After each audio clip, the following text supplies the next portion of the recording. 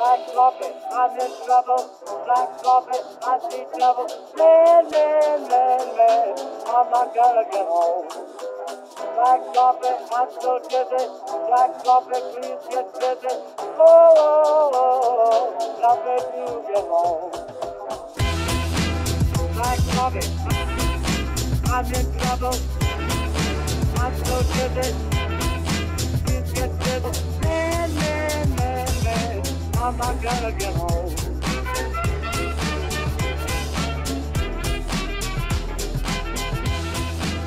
Black Trumpet, I'm in trouble. I'm so dizzy.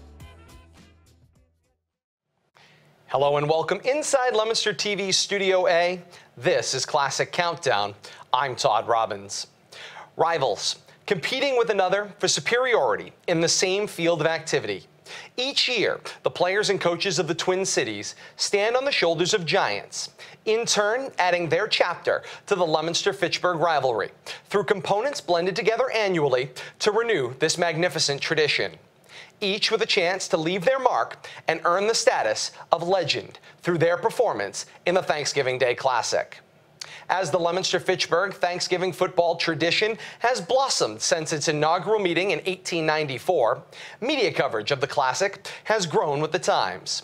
Starting with print media in two daily newspapers, the Fitchburg Sentinel and the Leominster Enterprise, to the advent of radio, where once three different radio stations, WLMS, WFGL, and WEIM, each offered their own play-by-play call of the annual Blue and Red Clash. Then came television, initially brought in from stations in the major media capital city of Boston, brought locally to the Twin Cities through Cablevision and the federal government's PEG access legislation of the late 1980s and early 1990s. Fitchburg Access Television became the first of the Twin City television stations offering both Fitchburg and Leominster annual coverage starting in the early 1990s. Almost a decade later, Thanksgiving Classic 1999 marked the first time the city of Leominster generated its own broadcast of this rivalry game for a television audience, initially through Cablevision Channel 36, which was transmitted from the Media Center at Leominster High School. Channel 36 would eventually join Channel 29 and a host of other numerals in what has since 2001 been known as Leominster Access Television, or today's Leominster TV. Much like I myself have aged since first taking the play-by-play mic as a 14-year-old freshman in 1999, so too has the personnel, technology, and even the branding of our broadcast coverage in Leominster.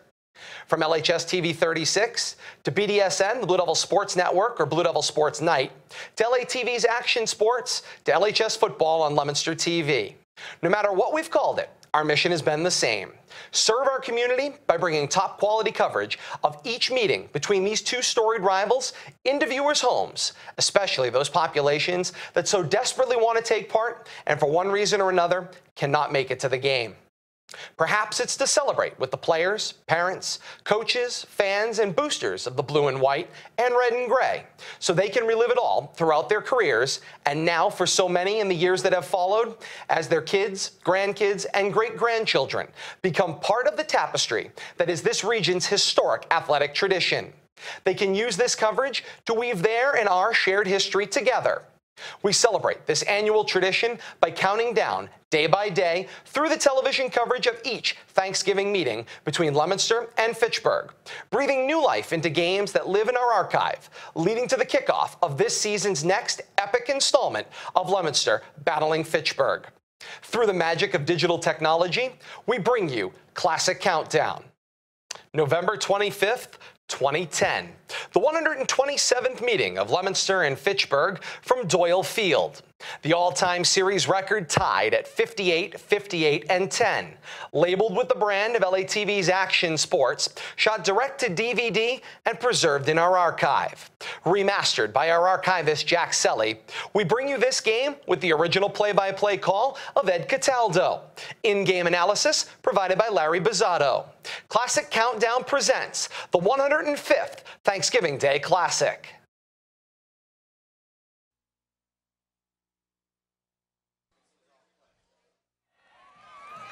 Ladies and gentlemen, welcome to Doyle Field.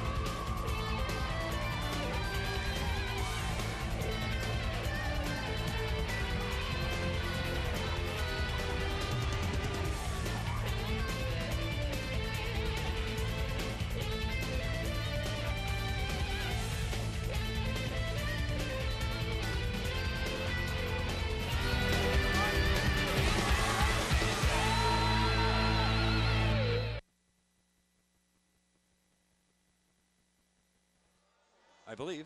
Yes, we are. You'll see that today we've got quite a crew. Leominster Blue Devils have come through the tunnel now. They're getting set up to get onto the field, and the Leominster band is kind of playing the Blue Devil fight song as they come through the tunnel. We have cameramen all over the place today, and I'll give you a quick rundown while we watch the Blue Devils come through the tunnel. The Action Sports Team crew would also like to thank Leominster. Well, let's go back a minute. I forgot the wrong one here. There we go. Chris Young and the coaches and the officials. Our crew today, in addition to Andre Korskany and Jack Sully, who are our directors today, they will be taking that. We also have Ken Cordell, Mark Lavassa, Sean Reardon, Ben Arsenal, Dan Farrell, Yo Yang, and Kyle Pamarini back at the LTV studios, and of course our own Liz Burke, on-field reporter. So we have quite a crew today working the games. We have cameras all over the place. They were here all day yesterday setting up. We've got cameras on both sides of the field, on both sidelines. We have roaming cameras. We have cameras inside. We have replay cameras. We have them all. We have a great production staff behind us that are going to show you all the replays. You'll enjoy that as well. And we hope the game will eventually get underway here. I don't know what time it is, but for all you people in Leominster, I wish you a happy Thanksgiving and the rest of the year a good one. We should have a great game.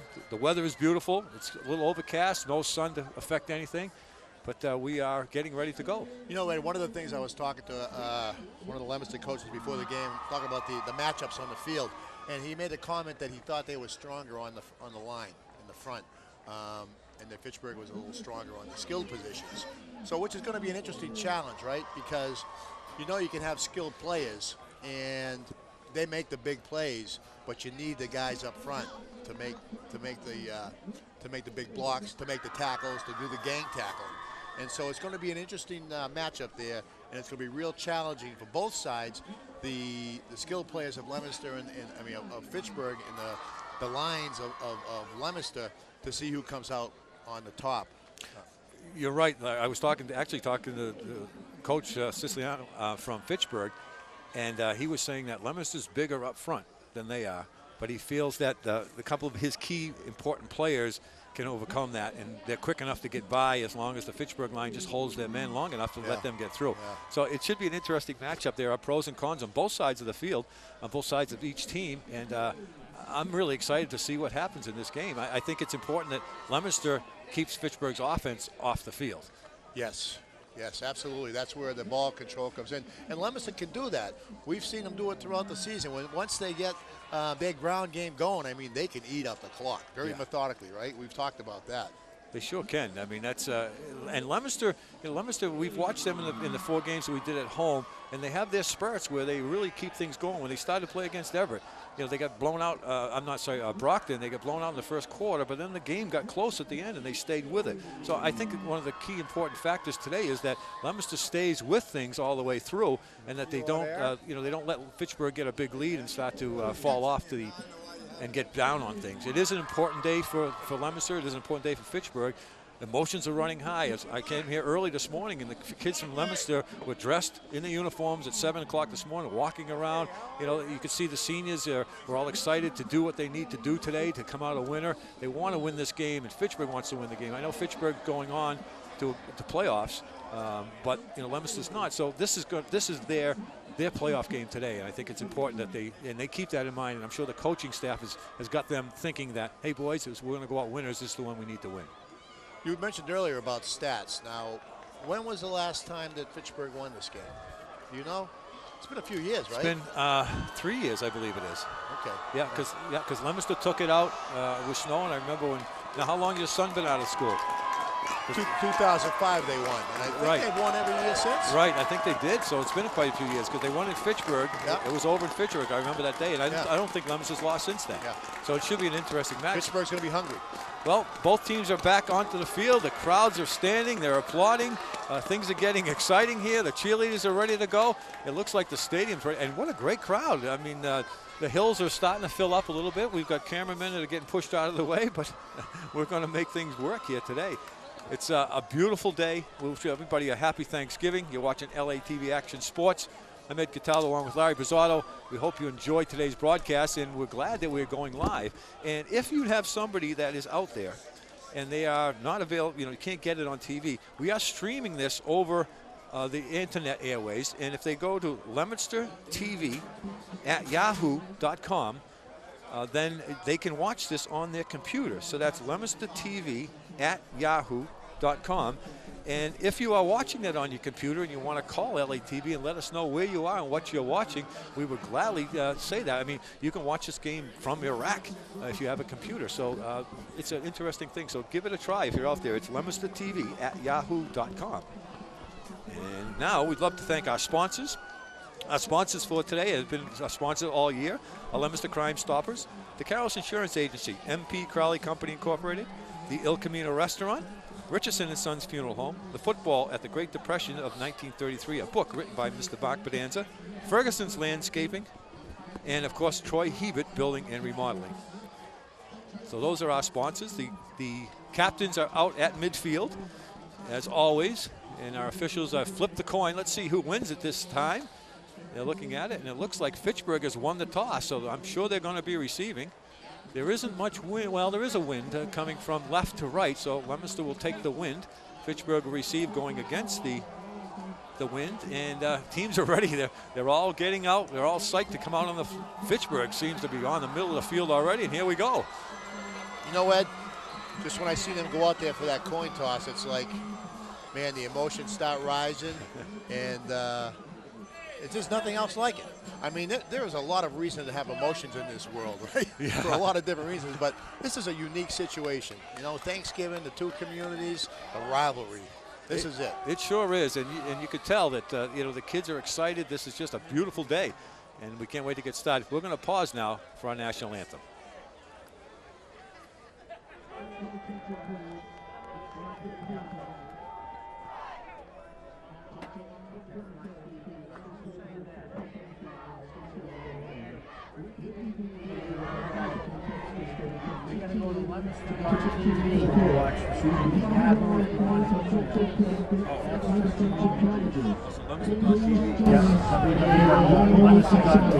Okay.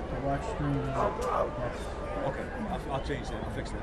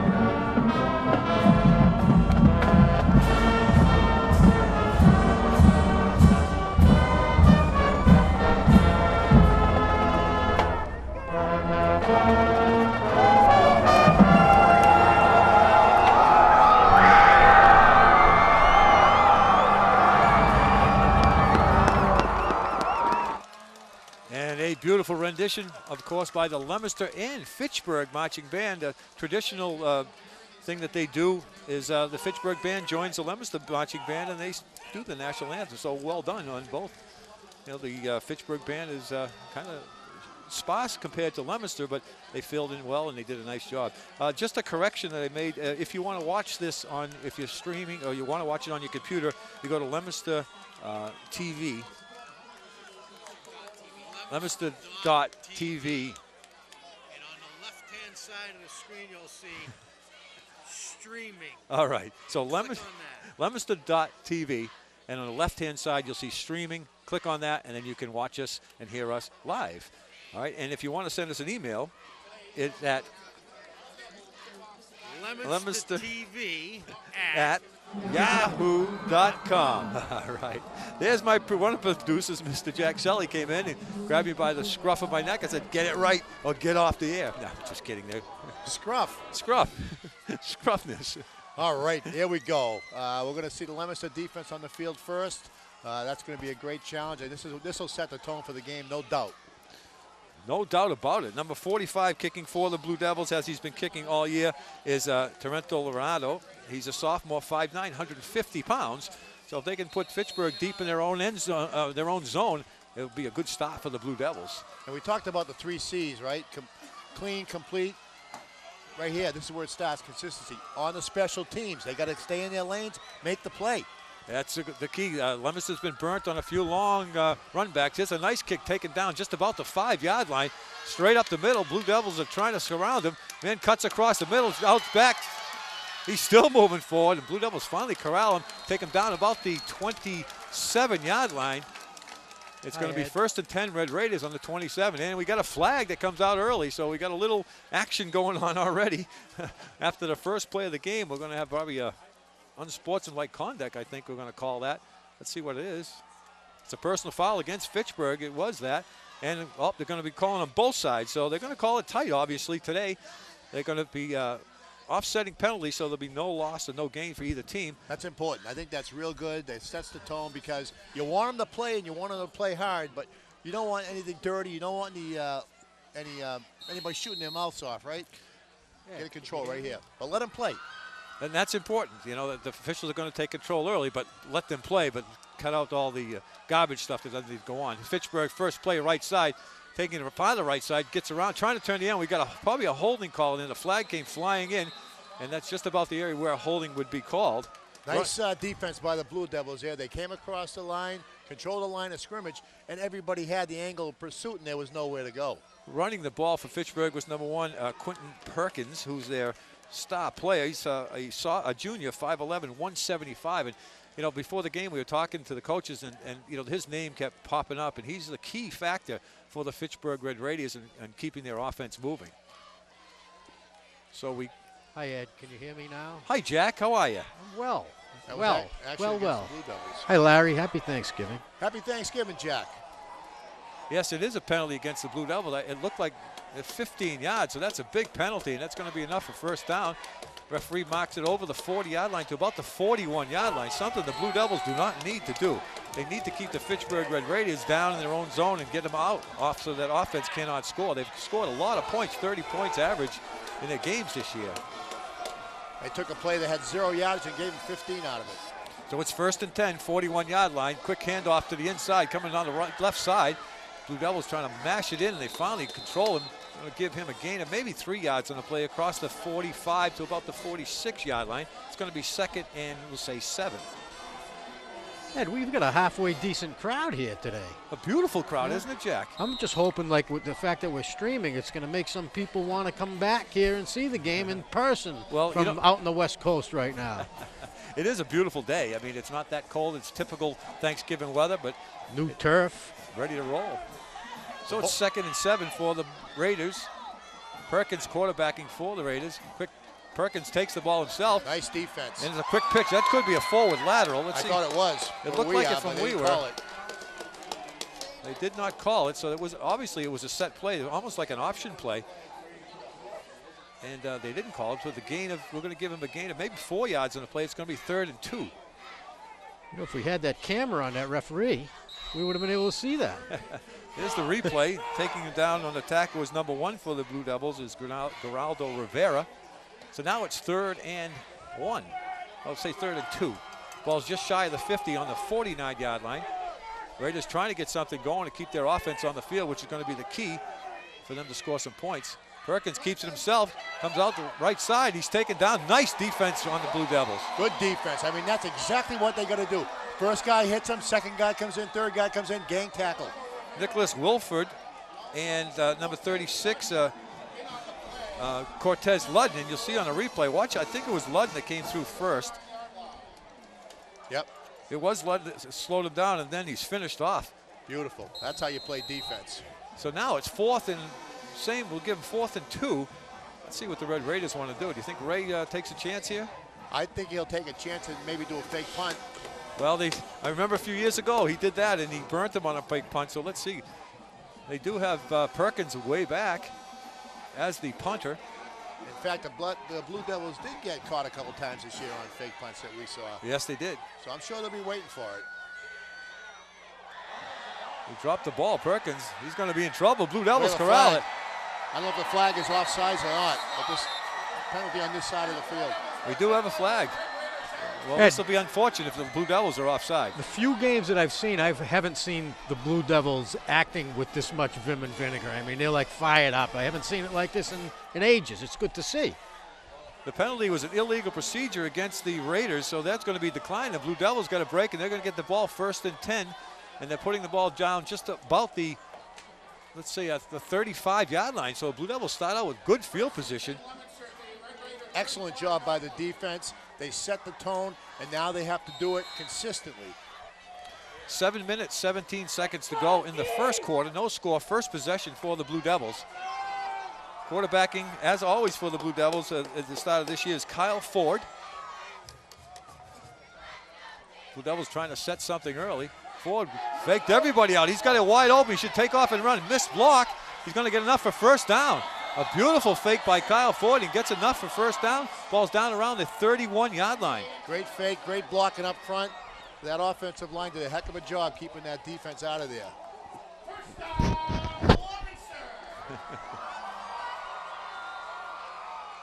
So the Blue Devils' first offensive run right there by Kyle Ford. And, you know, you get 11 yards on the first down, first offensive play. It sets a tone. That's Jack rubbing his nose. And it's a big nose. So it's 1st and 10 from the 20-yard line of the Red Raiders. Wilford right up the middle. Wilford still bouncing around. Good run by Wilford. Bounced off 3 or 4 tackles from Fitchburg. He's going to be close to another first down. Let's see if they marked it. It's going to be just shy. We'll give him 8 on the pickup. It's going to be 2nd and 2. Nice blocking over there. Nick Terracini in the center. I think we have Josh DeMar, Cody Snow. Great blocking on that left-hand side of the line. There was a good hole there. It sure was. You know, on your replays, you'll see the replays are doing a great job. Our production staff is just a crack staff today. They're doing a great, great job. Ferguson offsides. Oh, see, these are the penalties that can hurt you. You're 2nd and 2, and now all of a sudden you're going to be back another 5. So it's going to be 2nd and 7. Blue Devil offense is on the move. So 2nd and 7 now for the Blue Devils, or let's say a strong 7. 6 minutes, 30 seconds to go. First quarter, no score.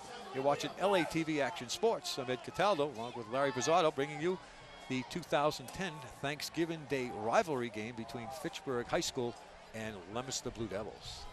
Blue Devil coaching staff's got to like what they see those first couple of plays. The running game looked like it's going on all cylinders. They sure are. Here's Cortez Ludden, upended. Big hit on Ludden.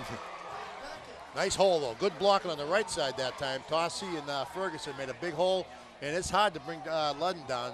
You see the size of his legs, a couple of fire hydrants there. Nice hole, though, huh? You watch the replay. The only way you're going to take this kid down is to take his legs out, and that was a key point right there. He really took a feet right out. You get a gymnastics scholarship with that move. Holy cow. But the landing didn't cut it. I got to give him a 2 on the landing. Yeah, you got to land on your feet, continue to run. That would have been a feat. We had a short timeout. Oh, that would have been a feat. Get that one from Larry? That was a good one, Larry. Larry, so far you're winning. That was the battle of the puns. 3rd and 1 for the Blue Devils. Big 3rd down, and he's stuffed. Wow, he's going to give him a loss of a yard on the play. Wilford just was stuffed. Fitchburg came in. Another penalty came in. It might be, is it excessive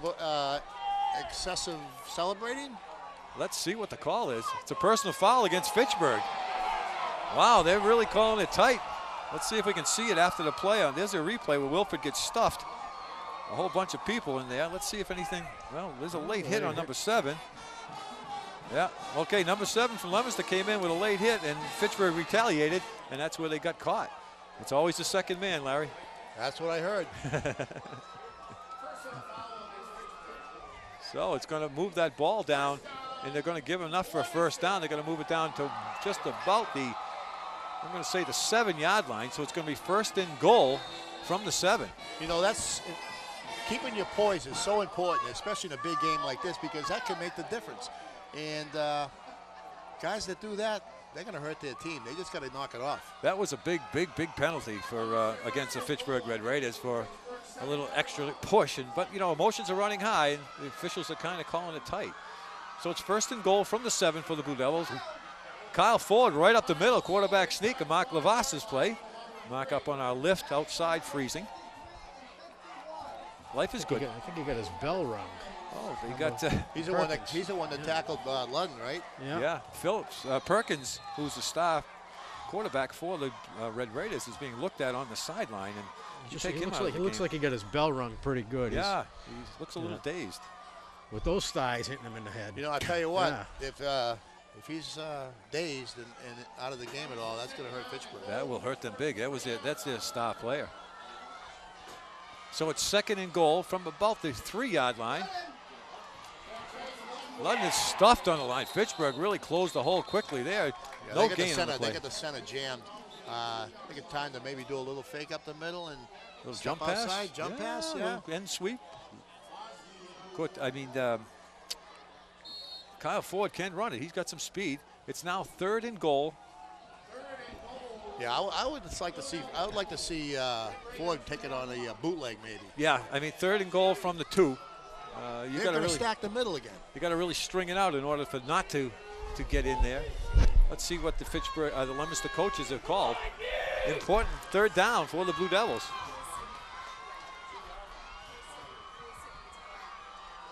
Quick pitch to the right side. He's going to be in. It looks like a touchdown for the Blue Devils. Yes, it is. Taking that in is Geraldo Rivera, number 1 for the Blue Devils. Score first here on Thanksgiving.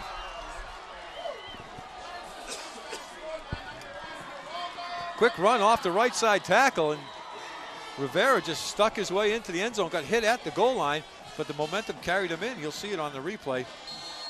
That's Ferguson over there on the right at tackle. Who else they had? I want to see the replay. I think Tossi's over there at guard. The extra point is up, and it's no good. Missed left. Remember we talked about that goalpost being bent? Uh-huh. Well, this is... they got to bend it the other way. Here's that replay on the touchdown. Quick pitch to Rivera. Rivera out off the right side. 65, 36, Ludden out there. 65, Tossi. Just got in. Yep, that's good. A lot of second effort on that run. Sure was, absolutely. Now, consistency. Right. Kick off again. Everybody stay in their lanes. Keep the Red Raiders down in their end. Defense step up, get the ball back, score again. Larry, that's what's been lacking this year is the consistency, because I've seen flashes of brilliance. Yes, I agree. If we can put the consistent good play together for 40 minutes of ball, bing, bang, boom. That'll be the difference. Ricochet rabbit. 3 minutes, 25 seconds to go in the first quarter. Blue Devils lead 6-0 at the annual Thanksgiving Day Bowl. I'd like to say hi to all our friends down at 40s. All right. 40s put on a little breakfast down there this morning for Thanksgiving. So all you guys at 40s, we just like thank you and say hi. It's my Club Forte. My twin brother works there. Really? Well, we look like twins, but he knows what we're talking about. He's got to be one good-looking guy, Ed. Yeah, I'm sure he is. Here's the kickoff by the Blue Devils, taken around the 10-yard line. Fitchburg right up the middle. One cut and a nice tackle by number 41 of the Blue Devils. That was a big saving tackle. That's Shane O'Donnell, a sophomore, 5'5", 155 pounds. And the Red Raiders take over first and 10 on their own 31-yard line. So they're without their running back number 1. Perkins is that Perkins? Perkins is on the sideline. He's sitting down. They're still talking with him, and he may have got kicked in the head. Yeah, when he walked over, he was walking over. He was definitely with a rung bell. Yeah. Now quarterbacking for the Raiders. Let me just see who we have here.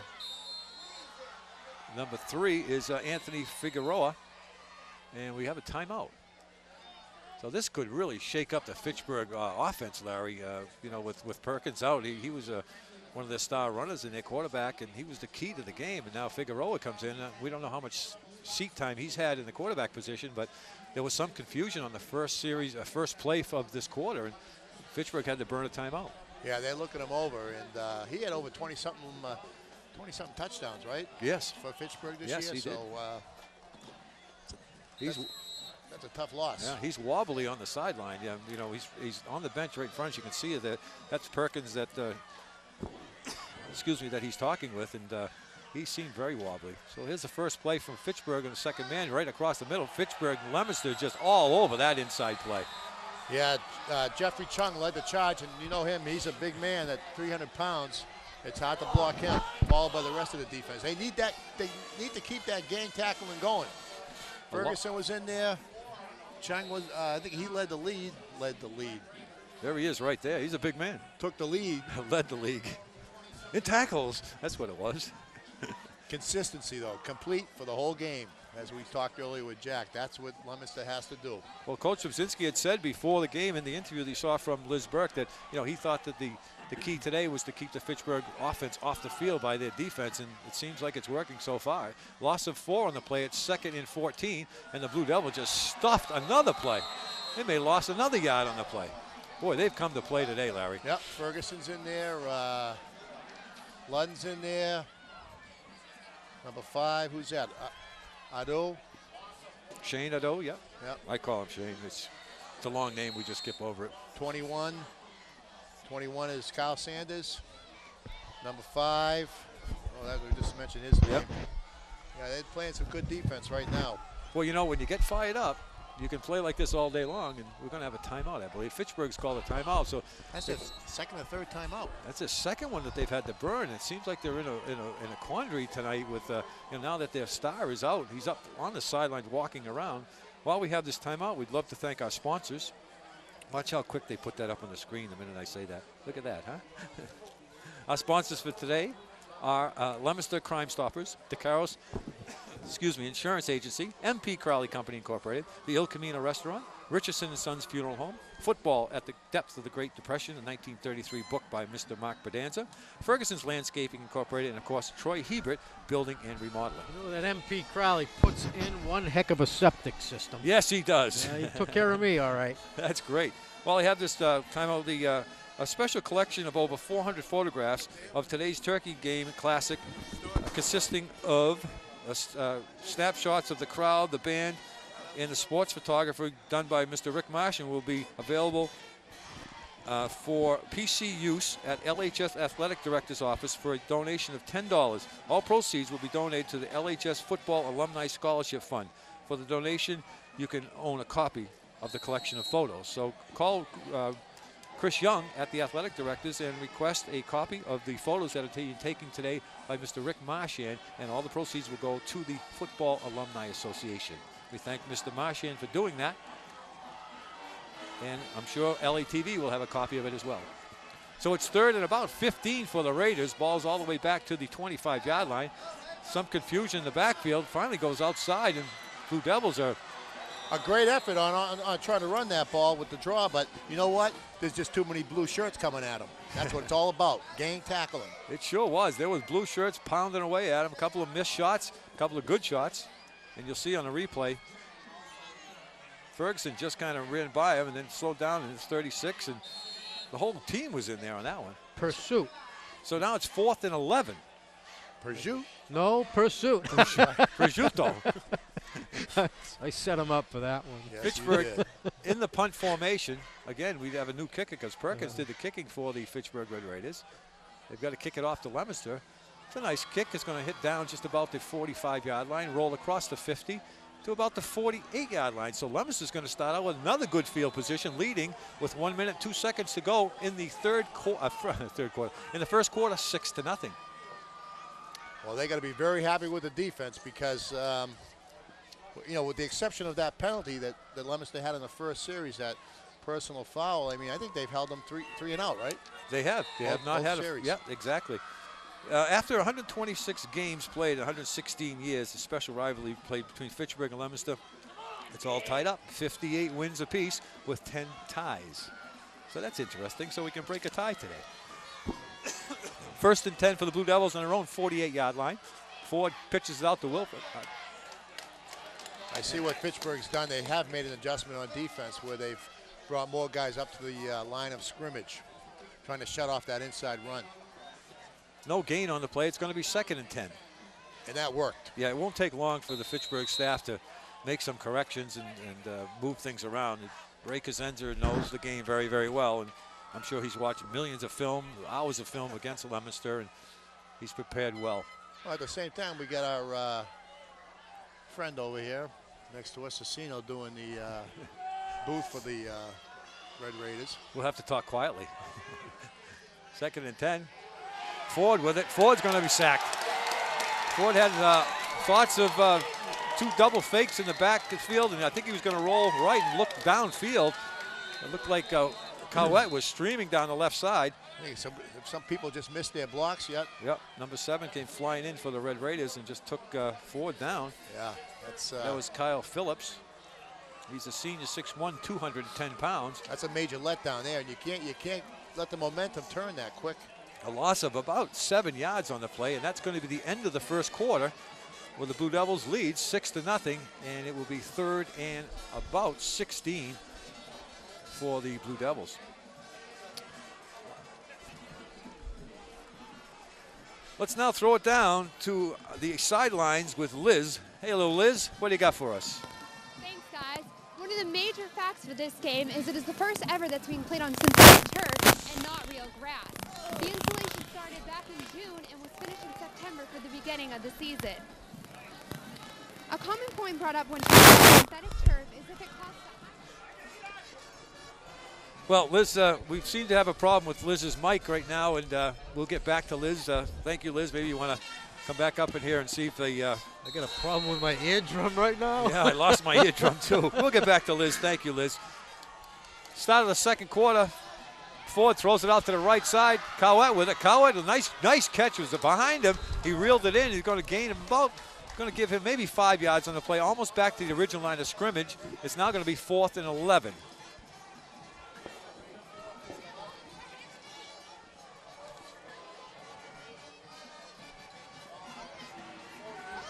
You see Cowett out. See that nice catch by Cowett. He turned it upfield and taken down, but just so. Now it's 4th and 11.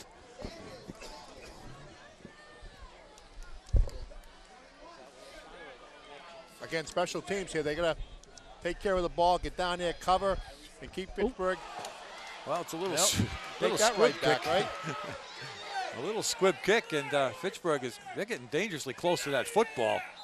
You know, the coach is up here yelling and screaming, why would you get that close to that football? In case it hits your foot, you lose it.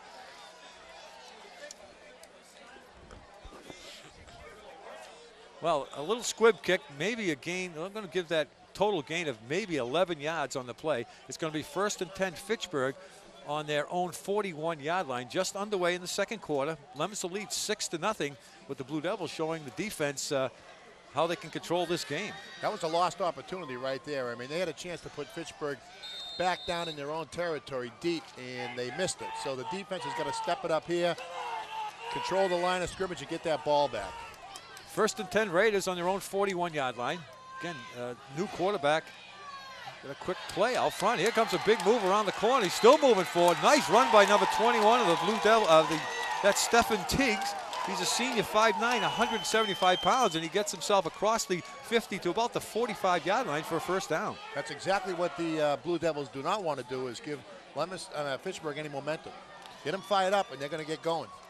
To see this quarterback that's playing now for the Anthony Figueroa, a little bit rusty. You can see the handoff was almost muffed, but this kid picked up 11 yards for first down, and it's 1st and 10 for Fitchburg on their own Leominster's 45-yard line.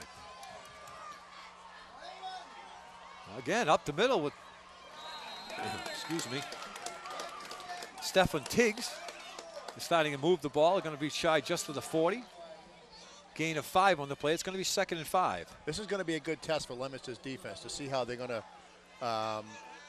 go for this whole game, you know, because they had a couple of good series, and we've seen that during the year. But what happens is we've seen them let down. Right. So if they can get the ball back here, it'll be a good test. It'll change the momentum or keep it on their side. 2nd and 5 for the Raiders. Quarterback throws it out in the flats, and it's dropped. That was a dangerous pass. Yeah, I was just going to say that. That was very dangerous. Leominster defenseman on that end, I think he saw that ball coming and was surprised. And if the man hadn't dropped it, it might have been a good game. No, 3rd and 5 for the Raiders. 8:04 to go in the first half. 6-0 Blue Devils. Fitchburg trying to get something going on their offense. Their offense has been scoring, 30 points a game in all the games that they've won this year, and some that they lost. And I think they're missing their quarterback Perkins right now. Anthony Figueroa is in at quarterback. You see, it kind of took the steam out of Fitchburg a little bit when they lost their big man, who's still being checked on the sidelines. He may have a concussion. Yeah, that's what they're checking his eyes for. Yeah, probably got kicked in the head. Quick left side. We got a holding call right there, but got away with one. It's Fitchburg, turned the corner. He's got one man to beat. And whew. Good thing that number 17, Kevin O'Connor, was out there, because that kid was going in. Yep. And that's why they got a gang tackle. Teagues was out there. And, he just sprinted around the left side and got himself a big gain. The ball's marked down just about the 20-yard line. So it's one be missed first tackle, 2 missed tackles, and like you said, O'Connor finally made it on the 3rd tackle, but they should have had him for 5 yards. Can't let the ends get sucked in. That's one of the important factors. Once he turns the corner, it's Katie by the door. So it's 1st and 10 from the 20. Now Teagues inside again, running the left side. I'm going to give him a gain of about 4 yards on the play. It's going to be 2nd and 6. Number 21 for the Blue Devils kind of limping off to the sideline. That's Kyle Sanders. And I don't know whether he just got stepped on, but he's still in the game. It won't take long for the Fitchburg staff to adjust to what the defense was doing. Now the defense needs to adjust to what Fitchburg's doing. Exactly. We haven't seen that happen yet. Fitchburg moving the ball, 2nd and 6. 7:20 to go, first half. Blue Devils lead 6-0. Again, it's Teagues across, a gain maybe of 2 yards on the play. Should be 3rd and about 5. Sun's trying to peek through. Jack, what do you think? Peekaboo. I don't think it's going to make it. No. Yeah. By all predictions, it's supposed to be a miserable day tomorrow, weather-wise. Well, weather-wise. That's okay. Good day for leftovers, okay. eh? Oh, yes. Pies. We got pies today. Mark Lavassa's group brought in a couple of pies and cookies. Those are good. Let's throw it down to Liz, our sideline reporter. How are you going, Liz? Everything better? Thanks, guys. Sorry about that before. It's a little loud down here. But one of the major points that's one of the major facts in this year's game is it's the first ever being played on synthetic turf and not real grass. The installation started back in June and finished in September for the beginning of the season. A common point brought up when talking about synthetic turf is if it causes a higher number of injuries. It has certainly created new injuries such as turf burn and turf toe, both of which are unique to playing on synthetic turf. On this field, a mixture of rubber and sand that gets filled in between the blades of grass. One of the pros is that it's much more visibly appealing for cold weather climates like up here in New England. One of the cons, in my opinion, is we'll never get another game where the uniforms are so muddy that you can't see the uniform numbers on the back of their uniforms. Thanks, guys. Back to you. Well, thank you, Liz. That was a great report, and it's so true that we can actually see the numbers the whole game. It makes our job a lot easier up here. Yeah, there's nothing like a muddy game. Yeah, I know. It reminds me of turkey and gravy. With mashed potatoes. I have a hard time accepting it myself. Thanksgiving without the mud and the dirt. I'll try to get over it, but I don't know if I will. That was Liz Burke, our sideline reporter, who she'll be reporting to us most of the game today. This Fitchburg, they pushed themselves forward on the last play to get a first down. They're going to mark the ball just about the 6-yard line. It's going to be 2nd and goal from the 6. That was good tackling that time by the Blue Devils, and that's what they have to do. It's gang tackling. Everybody has to get a helmet on that ball because these backs are too shifty. They're too slippery. Do they have Vaseline on, you think? You know, that's not a bad idea. I used to do that, so they couldn't hold me. Yeah? Put it on my shoulder pads. Oh. Yep, on my shoulder, my sleeves. They get all I used to just tighten my They shirt. got new stuff out there now, kind of space age Yeah, you lubricant. don't need Vaseline. All right, here we go. We're going to change that subject real quick. 2nd and goal from the 6. Quarterback keeps it, trying to go left side. He's taken down. He's gonna Nice be close down. there. He's going to be close, though. It's going to be 3rd and about 3. Do we have an ability to check our email to see if anyone's tuning in from, say, Afghanistan? I'm don't serious know. about that. 'Cause Let's check. We did See. let some of the boys know that, from our hometown that are in Afghanistan. We're hoping they can watch it on the internet. Well, we gave him that address at Leominster.tv, and go on the left-hand side of the screen, and you'll see a streaming. And if you click on that, you can watch us, hear us, and enjoy the game. 3rd and 3. And if you 3rd want and to goal. send us an email, you can go to lemonstertv@yahoo.com. And give us an email. Let us know that you're watching it. And maybe Kyle can give us a call if he checks the email and let us know if anyone has a question. There you go. Or a comment. That would work perfectly. Unless the comment says, Jack, keep your mouth shut. Well, that would work perfect. I mean, Thanks, Edward. while we have this timeout, Fitchburg, I believe, called a timeout. They want to talk about this. We'd love to thank our sponsors. And our sponsors today have been all season. They're great sponsors. The Leominster Crime Stoppers, the Carroll's Insurance Agency, MP Crowley Company Incorporated, the Il Camino Restaurant, Richardson & Sons Funeral Home, a football at the depths of the Great Depression, 1933 book written by Mr. Mark Pedanza, Ferguson's Landscaping Incorporated, and, of course, Troy Hebert Building and Remodeling. You know, if you've got all those leaves still in your yard, and, the wife's yelling at you, get the leaves cleaned up, call Ferguson. Have them come up during the week. You can say you took the day off. You can sit and watch TV. Ferguson will clean it all up, and you'll be a hero. That's if you're smart enough to have a little cash stash away that your wife doesn't know about. If not, call Eddie. Yeah. I'm looking for work. I will be. Well, here we go. It's 3rd and goal from about the 3-yard line. Fitchburg had called a timeout. Goal line stand. That front defensive line has to stay low. They got a submarine. Get in the backfield of Fitchburg and let the linebackers make the play. Although they could go outside, right? But you got to stop the inside first. Let's shut them down. Quarterbacking now is number 7, Kyle Phillips, senior, 6'1", 210. He's right up under center. Quick pitch to Teagues. Teagues is running down inside. Boy, I'll tell you, that was close, but it looks like the officials have called. Timeout. Well, I think they called a timeout before the play. I would think. Yeah. It was. Fitchburg did call a timeout just before the play, so.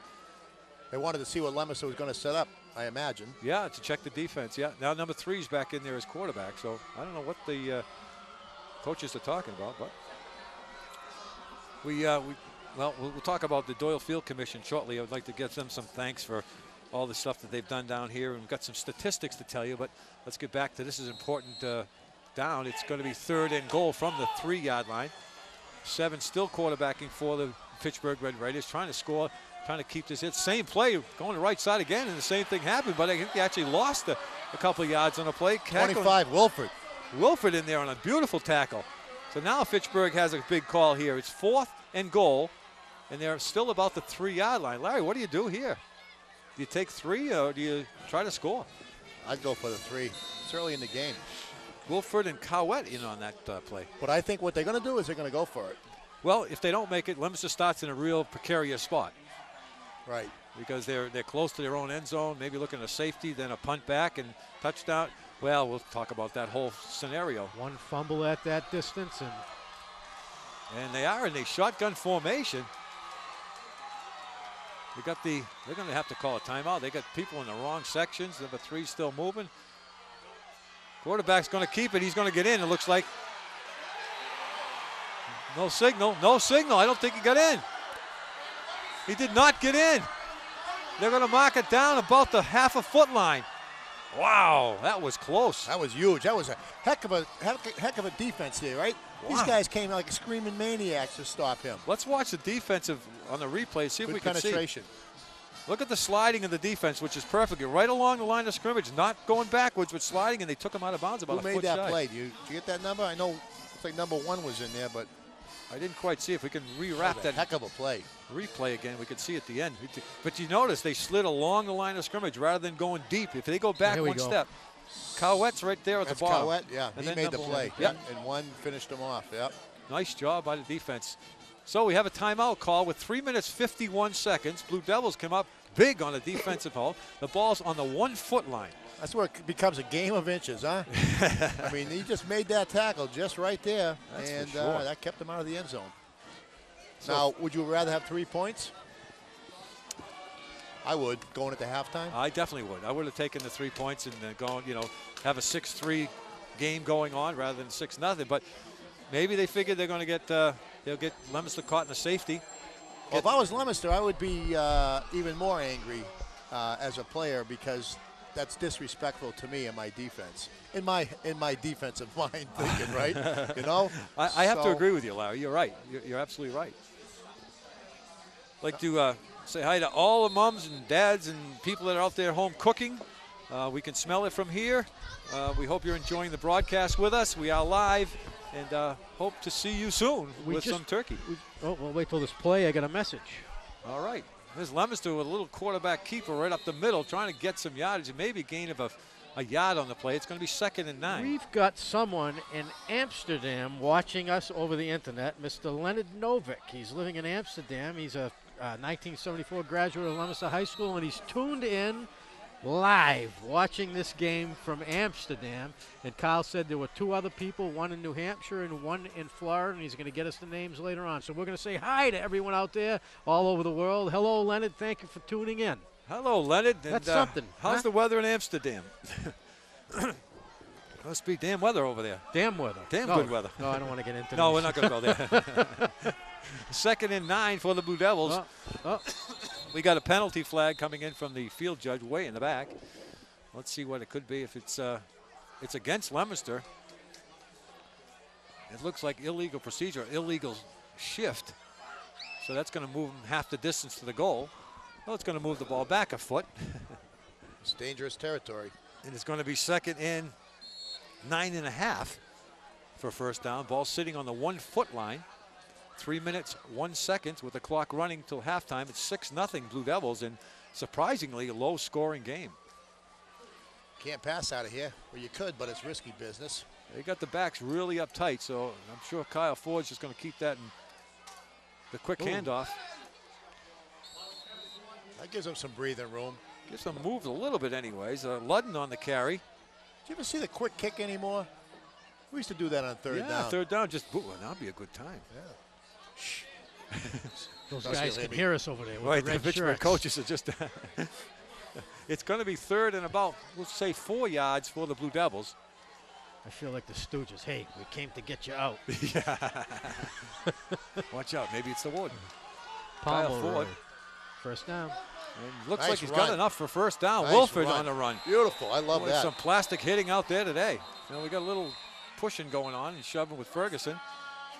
But enough for first down. Boy, I'll tell you, the Leominster offense is really starting to move the ball. They were 1 foot line, and now they've got enough for first down. The ball is just outside the, I'm going to say, just outside the 15-yard line, on the 16-yard line. Wilford's playing a heck of a game. He sure is. I mean, he's been the workhorse all year long, both sides of the football. And, hopefully he can keep that momentum going and his strength going. I got a question for you medical experts. Now, is there any way they can test for a concussion, like at halftime? Yes. Okay. Yes, and I'll tell you how in a minute. Again, running this side. Oh, the ball's loose. Fitchburg's got it. They move it down. It's going to be a touchdown. Oh, a big fumble by I think it was Ludden, that the ball just popped out, and Fitchburg picks it up and takes it in for a touchdown. Wow, what a turn of events. Just like that. How fast, huh? We talked about that. Just unbelievable that, the big play happens. And hopefully on the replay you'll see that ball just popped out. And number 5, I believe, was the one that got it for, it's Tyree Osby. Let's see how this happens. The ball's already out right there. And he just caught it in midair, because you can't pick up a fumble in high school and run with it, but you can catch it in midair and go. And that's exactly what happened. It was a good hit. Ball popped out, and Osby took it in for a touchdown. Just like that. That'll change the momentum. Boy, I'll tell you, with 1 minute, 51 seconds to go in the half, Leominster going in was feeling strong about you know, moving the offense from the 1 foot line and then the fumble and a touchdown. Now if Leominster kicks the, Fitchburg kicks the extra point, they go in losing 7-6. That's tough. And they're outplaying them. They sure are. Wow. Okay, Concussions, yes. What they'll usually do, Jack, is they'll check the pupils of the eyes. Okay. And if the pupils of the eyes have been, they've become very, very pinpointed and they don't react to light, and that's an indication that there's a concussion, some kind of brain trauma. Okay. And the doctors will check him, I'm sure, with a light, and you can tell that right away. The other way is that if there's any type of upset stomach or vomiting, an indication that the brain has been traumatized, and they will check him on that, I'm sure. And he will not be in the game if that with a is the concussion, definitely not. No. I have seen, you know, people with severe rung bells come back. Right, but not a concussion. Yeah. They medically, they don't even allow it. Yeah. Leominster's pointing at something. Fitchburg going for the 2 points. They got a man open. He throws it high up and over, and Cowette's there. They're looking for a penalty, but there was no penalty. Cowette did a nice job breaking that up. So we go with 1 minute 51 seconds to go in the first half. We are tied at 6 apiece here at Doyle Field. Great game. Unbelievable game. So if you're tuned in live and you got relatives that once partook in this great rivalry and they are savvy to the internet, they can tune in on www.leominster.tv, and on the left side of the screen you'll see a big size button that says live streaming. Just click on that and it'll take you to the game. I would like to hear from you if you are watching over the internet, and you can email us at leominstertv@yahoo.com. Just a quick fact, going through some of the history that we've had, that an article that Mark Bedanza wrote in the Champion. The Leominster-Fitchburg High School has long played a strong competition in the eastern part of the state. Way back in 1916, though, Leominster they faced off against a strong Waltham team during Thanksgiving, and they lost to Waltham, and this is one of the highest scores recorded, 101-6 they lost. Can you imagine? Holy Scored 101 cow. points against a team with 6 points. I mean, how do you run the score up like that? We've got 1:51 left in the first half, and it's all tied up again. 6 apiece. Little squib kick taken right up to the second line. Number 5 for the Blue Devils, trying to run it back, putting the ball nice and tight away is Shane Adu. And he brings it back to about the 45-yard line. So with 1 minute 44 seconds to go, the Blue Devils take over 1st and 10 on their own 44-yard line. Eddie, how many years has this been? 120? 127. So This is 127 years and one half, and it's still tied up. That's true. It's unbelievable. It was 58-58. Yeah. Excuse me, with 10 ties, and now it's still tied. So That's amazing, huh? These two communities are so much alike. Well, a game like this, it just brings out the best in you. it sure does. Ford still quarterbacking for the Blue Devils, 1st and 10. Here's Wilford. Wilford running the right side. Wilford's got some room out front and finally knocked down just across the 50-yard line. They're going to mark him just about the 49.5-yard line. Minute 35. I hope they're going for a touchdown here. They got to play this game to win. They sure do. Never mind running the clock out. That's my humble opinion. Well, there's Wilford running his right side. Nothing humble about that, Larry. You got to tell it like it is. I mean, Absolutely. Really. And obviously, Fitchburg's going to win this game. They went for it on 4th down and goal. They went for the 2 points. They want to win. They're playing to win. Right. Leominster's got to do the same thing. Exactly. Cody Snow was leading that play out for Wilford on the last play.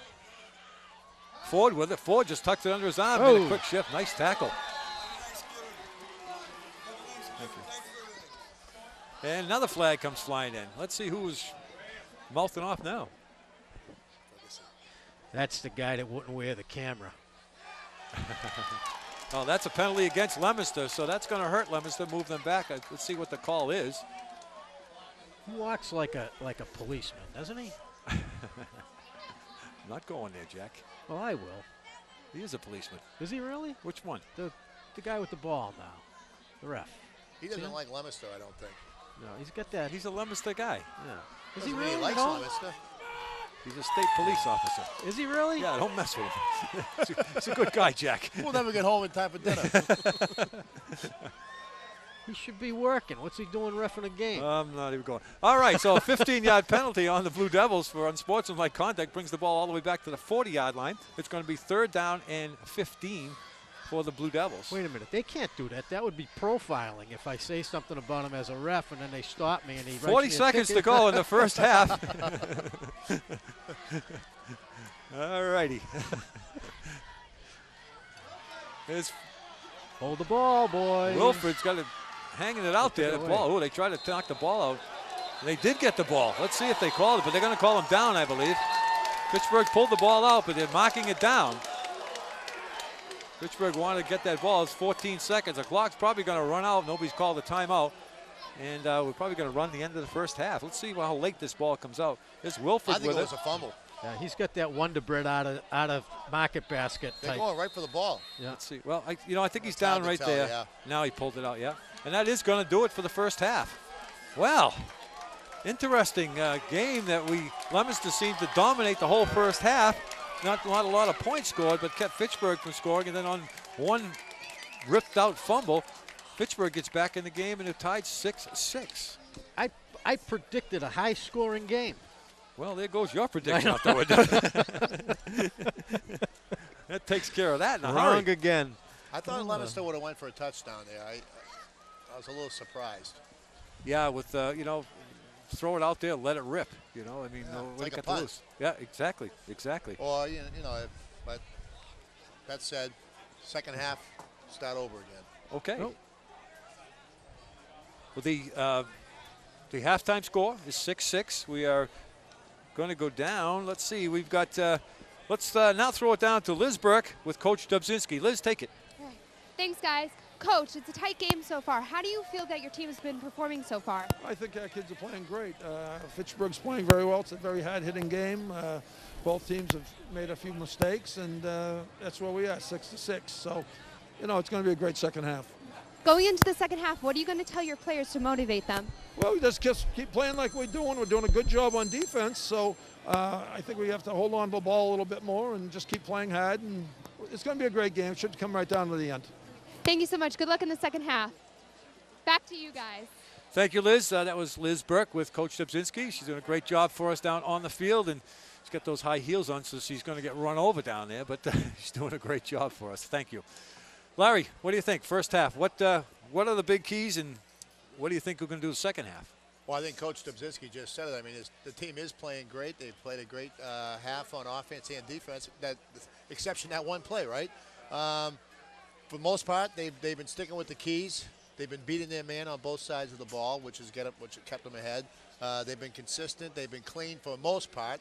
A couple penalties, and now they got to do it completely, right, for the whole game. So we'll see what happens in the second half. It's going to be a great second half. Well, it should be a great second half. We're going to have a halftime entertainment by both bands, the Fitchburg Band and the Leominster Band. We're going to cover that for you. I'd just like to thank a couple of people from the Doyle Field Commission. The 2010 saw the completion of the synthetic turf field, $800,000 project.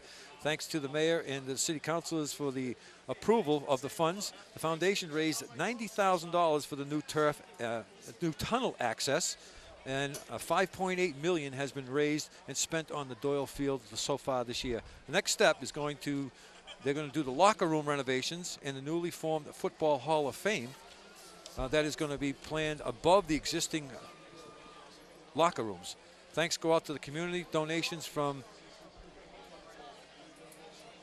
everybody and the families of Leominster residents. DPW has a major contributor with time, effort, and projects. We also like to thank the officers of the Doyle Field Commissions, Gilly Donatelli, the president, Dick O'Brien, vice president, John Listella, the treasurer. Board of directors are Ralph Case, Maureen Donatelli, Marilyn Fraterelli, Paul Lambert, Laura Prietti, and Ernie Rooney. Advisory committee is Pat Lapointe, Mayor Dean Mazzarella, Ralph Pearson, Judge Judy Sumner, Sherry Taylorman, and Chris Young. Those are the Doyle Field Commission. We thank them. They do a great job down here at Doyle Field.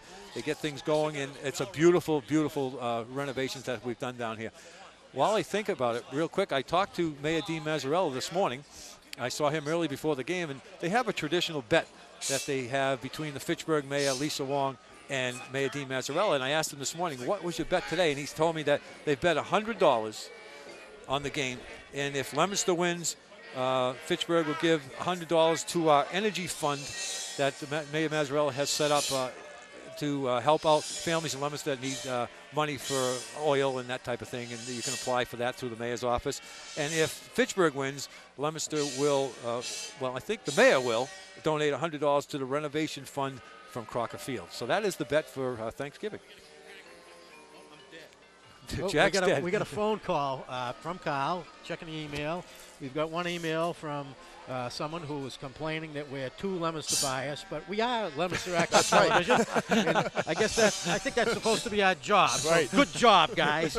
We're too Leominster biased. I just got an observation. I was watching Dave Spence do a sideline interview, and not that I'm Leominster biased, but I have to say that our sideline reporter is a heck of a lot better looking than Dave Spence. I would agree. And we've got over 30 people watching our streaming on the internet, and I guess Kyle said it's starting to stutter a little bit, but you know, this is a brand new system, and actually this is our first feasibility test with it. We want to see what the limitations are, and you know, if we do this in the future, we might, you know, have to expand our bandwidth. But right now we have over 30 people that are watching the game. Beautiful. So keep up the good work, guys. Leominster, Leominster, rah. We are Leominster Access Television. We're being photographed by our roving Marchand. reporter, Mr. Marchand, who Hey, you didn't even get my good side, Ed. Why, were you facing backwards? No, that is my good side. That is my good side. We're going to take a short break. We're going to have some pie and some cookies and cakes, and we're going to let you listen to the Fitchburg High Band and then the Leominster High Band, and we'll be back for the second half. And I'll see you guys in a bit.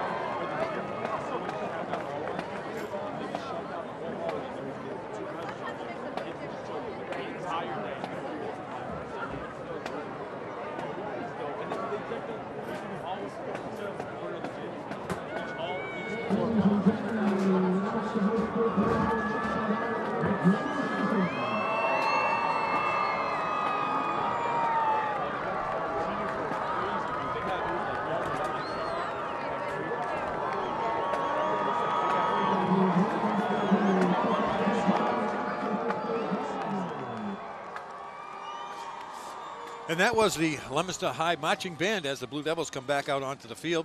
We had a, a great delivery just brought to us by Buffalo Wings, the new place that opened up in Fitchburg. So we got buckets and buckets of that. So we're enjoying that as well. I'd like to thank everybody for the cakes and pies and everything else that we've received all throughout the whole year. We are going to go back and recap the Leominster touchdown. And this crack staff will run that for you, and you'll see the Blue Devil touchdown, which made it 6-0. And here it is here with a quick pitch to the outside.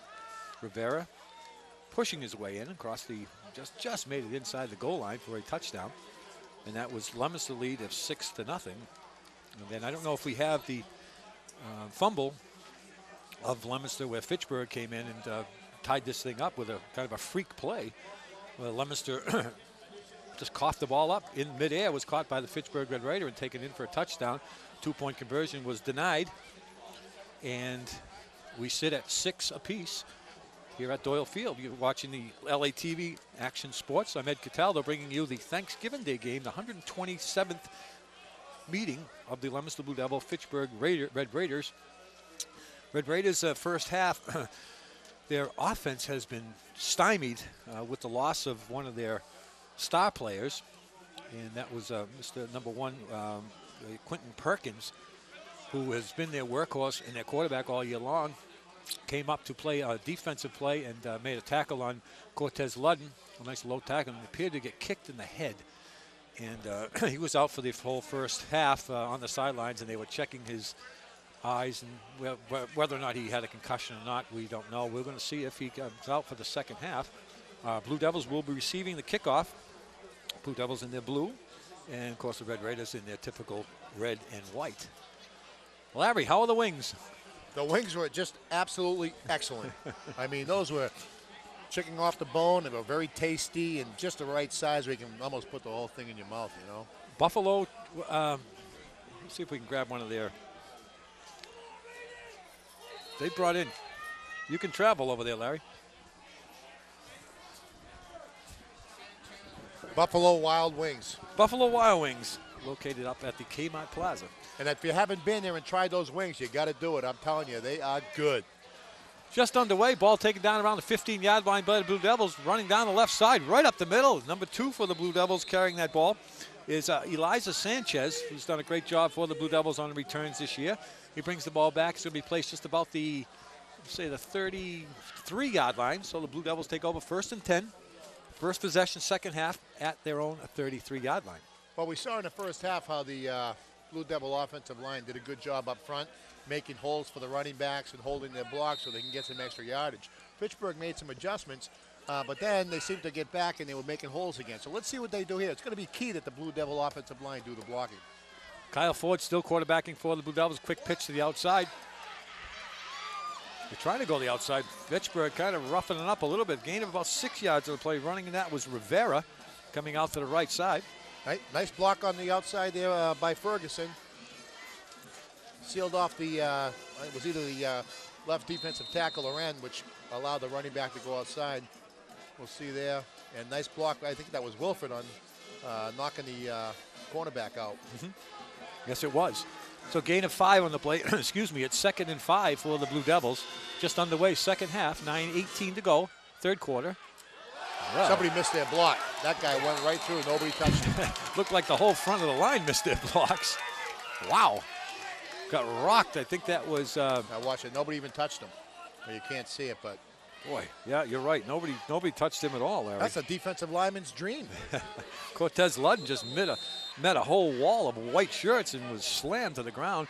No gain on the play. It's now 3rd and 5.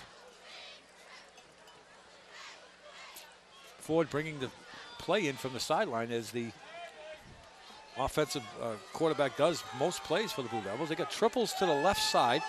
Ford in the shotgun position. Throws it out in the flats. This is a typical. He's got it. He's turned the corner, and let's see where the mark is. It's going to be close. Oh, yes, it is. Boy, that's going to be close, depending on where that mark is. They're looking at it. It's across the field from us. And they're going to try to They're going to have maybe measure this one. That is pretty close. They are going to bring the chains out and measure this one.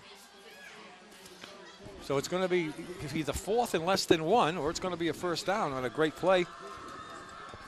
I have time for another Buffalo Wild Wing. You got time for a whole bucket full. Man, you know what? That bucket's a good size too. Like for a guy like you and I don't know. You're pretty slim now, but for a guy like me, I mean, that's like you could just put it in your lap and sit there. In the recliner? Oh man. Oh, with a little dish on the side to throw the spit the bones out. Well, they're short. Short about 2 inches. Nice camera work, guys. Well, now what do you do, Larry? 4th and 2 inches. I think you got to go for it. I agree. You know that? Yeah. Put it on your defense. If you can't make it, put it on the defense to stop it and get the ball back. Yeah. With the offensive power and the fresh after a little rest at halftime, I think you get this easily. But now watch, I'll get chastised for saying that. I know what Fitchburg's going to do is they're going to clog up the middle. They're going to have a lot of guys up front. They're going to have 4 guys on 2, 3, 5 guys on 3. So you're going to be outnumbered. But if the Blue Devil offensive line stays low enough, it just makes the slightest hole, right, to get that running back through there. Give it to Ludden. Get 2 inches, man. That's it. Yep. Let's see what it is now. It's going to be 4th and about, well, say 6 inches at the most. On the other hand, a bootleg might be good. I think they're going to quarterback sneak because he's got the power up front. It is a quarterback sneak, and he got stuffed, but he bounced back and got enough for first down. Wow, that was some good effort on Kyle Ford's. He tried to go quarterback sneak, he got hammered back and just rolled back and got himself the first down. That's the key to that thing, is not to stop, right? They keep their feet moving and they get the first down. That's a good job by Kyle. Rolled themselves in. Happy second. Right there. Happy second half, gentlemen.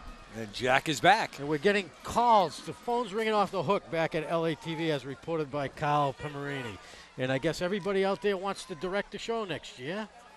Uh-oh. Uh-oh. We're looking for volunteers. 1st and 10 for the Blue Devils. Nice right side run. Going to give him a gain of about 4 yards. That is Rivera on the run. He's been running hard today. The Blue Devils offense seems to be really putting the action together today. Yes, they are. They're blocking hard. They're running hard. And, again, as we said at the outset of the game, I mean, one of the keys is to beat your man. And right now they're doing that. And the other key is consistently for the whole game. So keep it going here. Let's get a nice long drive going, eat up the clock, keep Fitchburg off the field. That's what they want to do. 2nd and 6 for the Blue Devils, 7:11 to go in the 3rd quarter. Blue Devils and the Fitchburg Red Raiders tied at 6. Quick pitch to Wilford. Wilford breaking out to the left side. Wilford's tripped up just short of the first down. It's going to be 3rd and about 3. Ball's just shy of the 45-yard line of the Raiders. I think that's a good strategy here on these plays. They seem to be running off tackle, which is just enough to get outside of where they're blitzing, up in the middle. Good point. That's the way it looks from here. We'll keep an eye on that. Jack stealing paper. Not again. You're going to write me a note instead of just telling I'm me. writing Andre a note. Oh. So 3rd and about 2 for the Blue Devils. Right, sitting on their logo. Quick pitch. It's Wilford. Wilford left side, following the man right through the middle. He's got enough for first down. Yeah, he's following Ford. I think he was, wasn't he? He Yeah, was. He was, yeah. Nice job. Kyle good Ford teamwork. let it through the hole. You see him put his hand right on his back. You'll see on the replay when they run that, Wilford just puts his hand on the back of Kyle Ford, number 7, and said, hey, take me in, take me in. Just pushed him forward. Got enough for first down. That's great running. You know, I saw Jeffrey Chang on offense, number 78. Mm-hmm.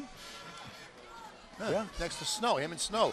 Boy, there's some big he's boys. 275 and he's 300. That's a big left chunk side. of meat there. So it's 1st and 10. Ludden right up the middle, running over people. Hang on to that ball. Boy, Ludden, you see them try to hit Ludden, and one kid hit him and just said, hey, man, this guy hurts. Nice run. That's going to be another first down for the Blue Devils. He's definitely built like a fullback. You look at the legs on him. The kind you read about. Any reports on what's his name? Perkins? No, yeah. We have not. I'm going to see if I can get one. All right. See if you can get down the sideline, Jack, and maybe we could send, maybe Liz can go down there. He's got his, looks like he's got his shoulder Liz pads is over undone. here. Looks like he's got his shoulder pad undone. Although he's got his helmet and his shirt on, but see the strap hanging down, or is that just his? No, that's not it. That's his fanny pack. I was going to say that, but I didn't want to say that. Yeah, but it's on the front. It's a hand warmer. Oh, okay. I could have said that. Yeah. Where'd Jack go? Oh. Liz is up in the booth. She's cold. Get down on that field. No, just kidding. Cameraman's dead. One of our guys or this? Yeah. Who's going? They didn't know. They said he's got his helmet back on, so Lizzie's going to go down and find out. Yeah, maybe she can talk to him. That'd be great. Well, it's enough for a first down. Blue Devils are 1st and 10 from the Fitchburg 31-yard line. Still on the move. 5:26 to go in the third quarter. Still tied 6-6 here at Doyle Field. Here's Ludden again. Ludden just ran a fumble. The ball is out. And Cowett comes back to save the day. That was a tumultuous hit. Tumultuous. Is that like mulching the lawn? That was a heck of a hit. That was a heck of a hit. And you watch this first hit. The kid, I mean, he makes a hit there, boom, and he goes backwards like, what the heck was that? But then the ball pops out, and Cowett will come flying in. And good heads up by Cowett. Yeah, good thing he was it's a good thing he had his head down, too. Otherwise, he wouldn't have seen that ball. So a loss of about, well, no, they're actually going to give him a gain of 2 yards on the play. It's going to be 2nd and 8. Ford up under center.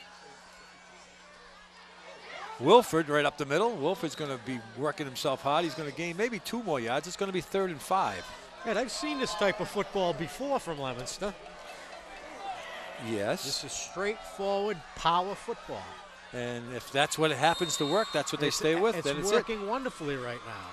Keeps Fitchburg off the field. That's what they want to do, yeah. Yes, it does. Especially with these 10-minute periods.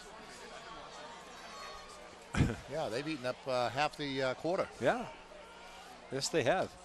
I've eaten up half that bucket of Buffalo Wild Wings, too. Half a quarter. Is that an eighth?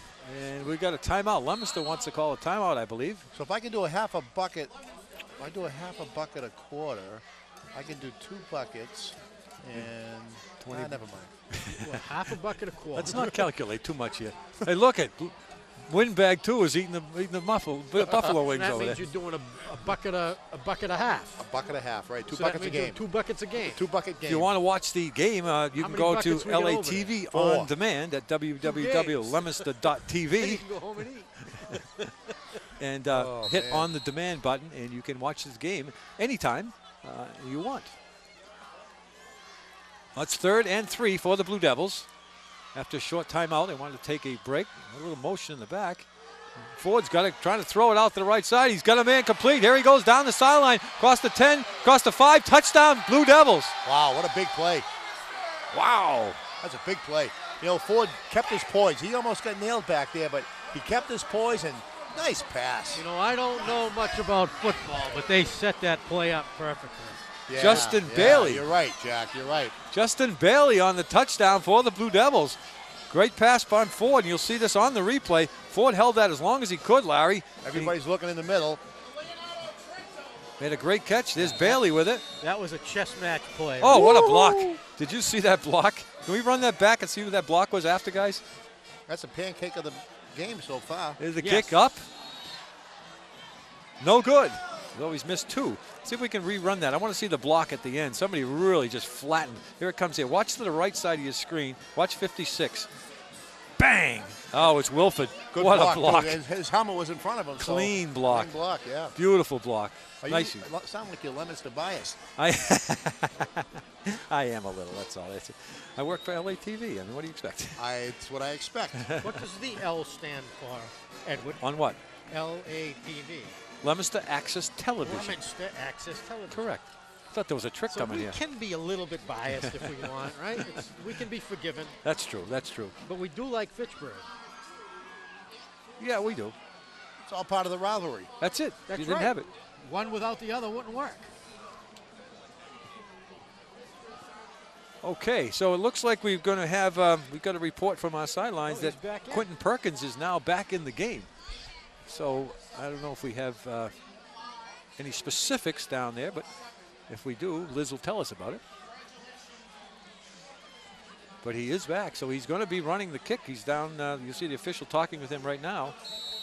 And Blue Devils lead 12-6 with 3:49 to go in the third quarter.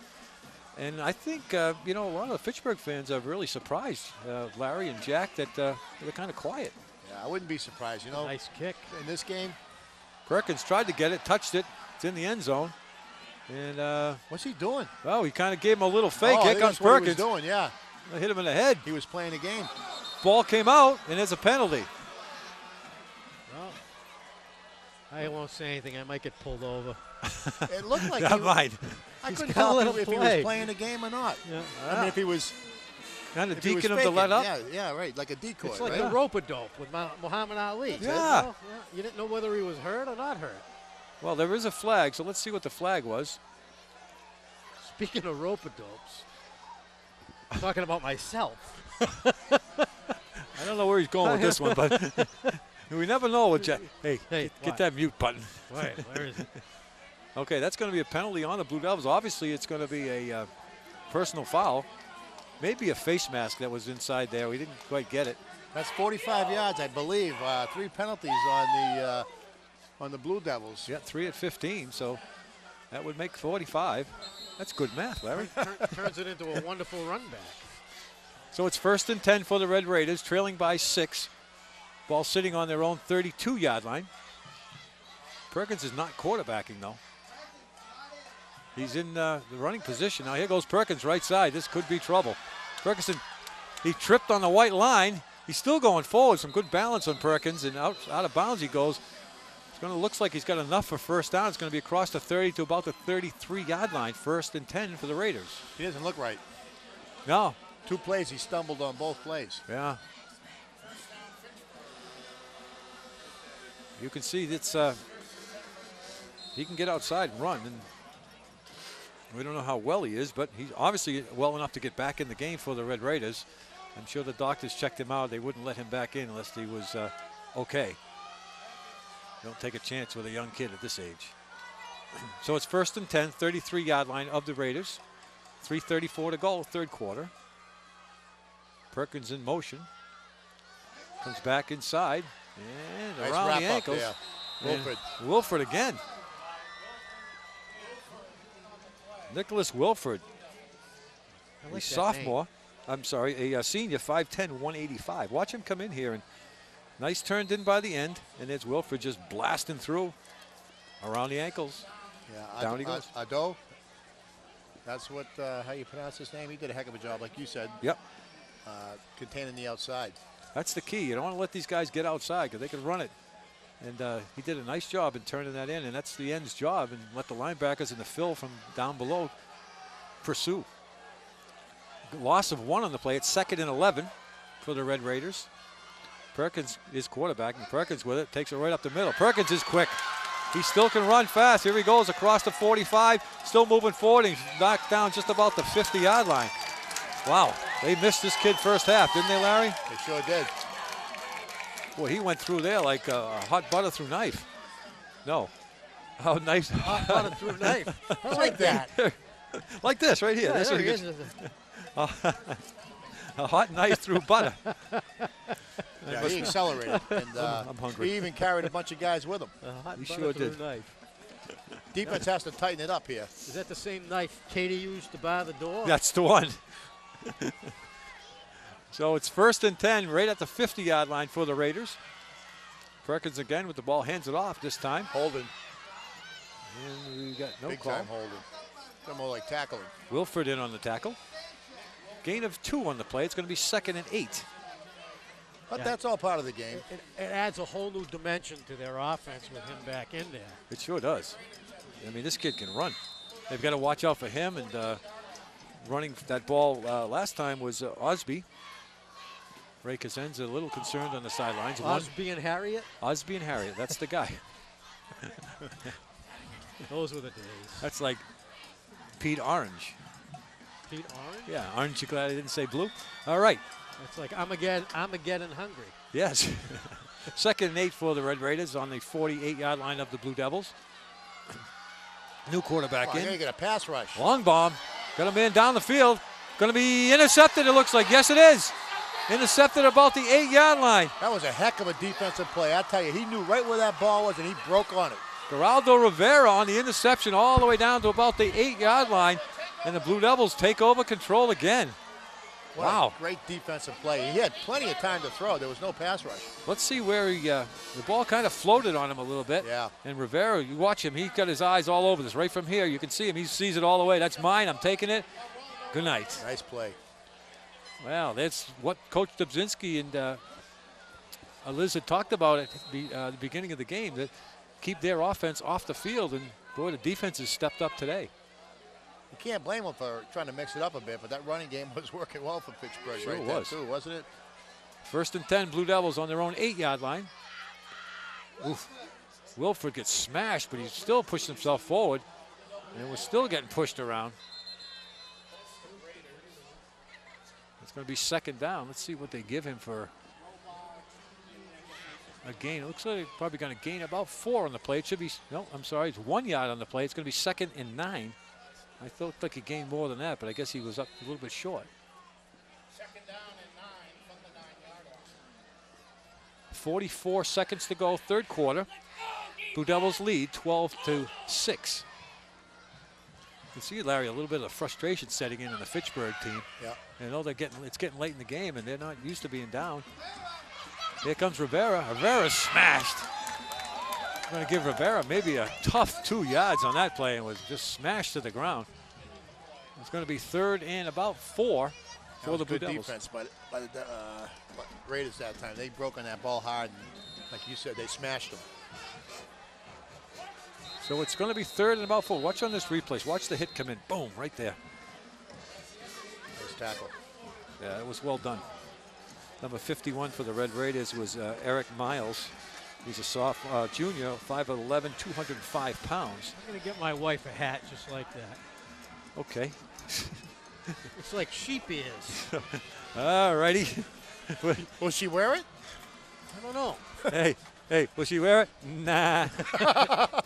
Okay. All right.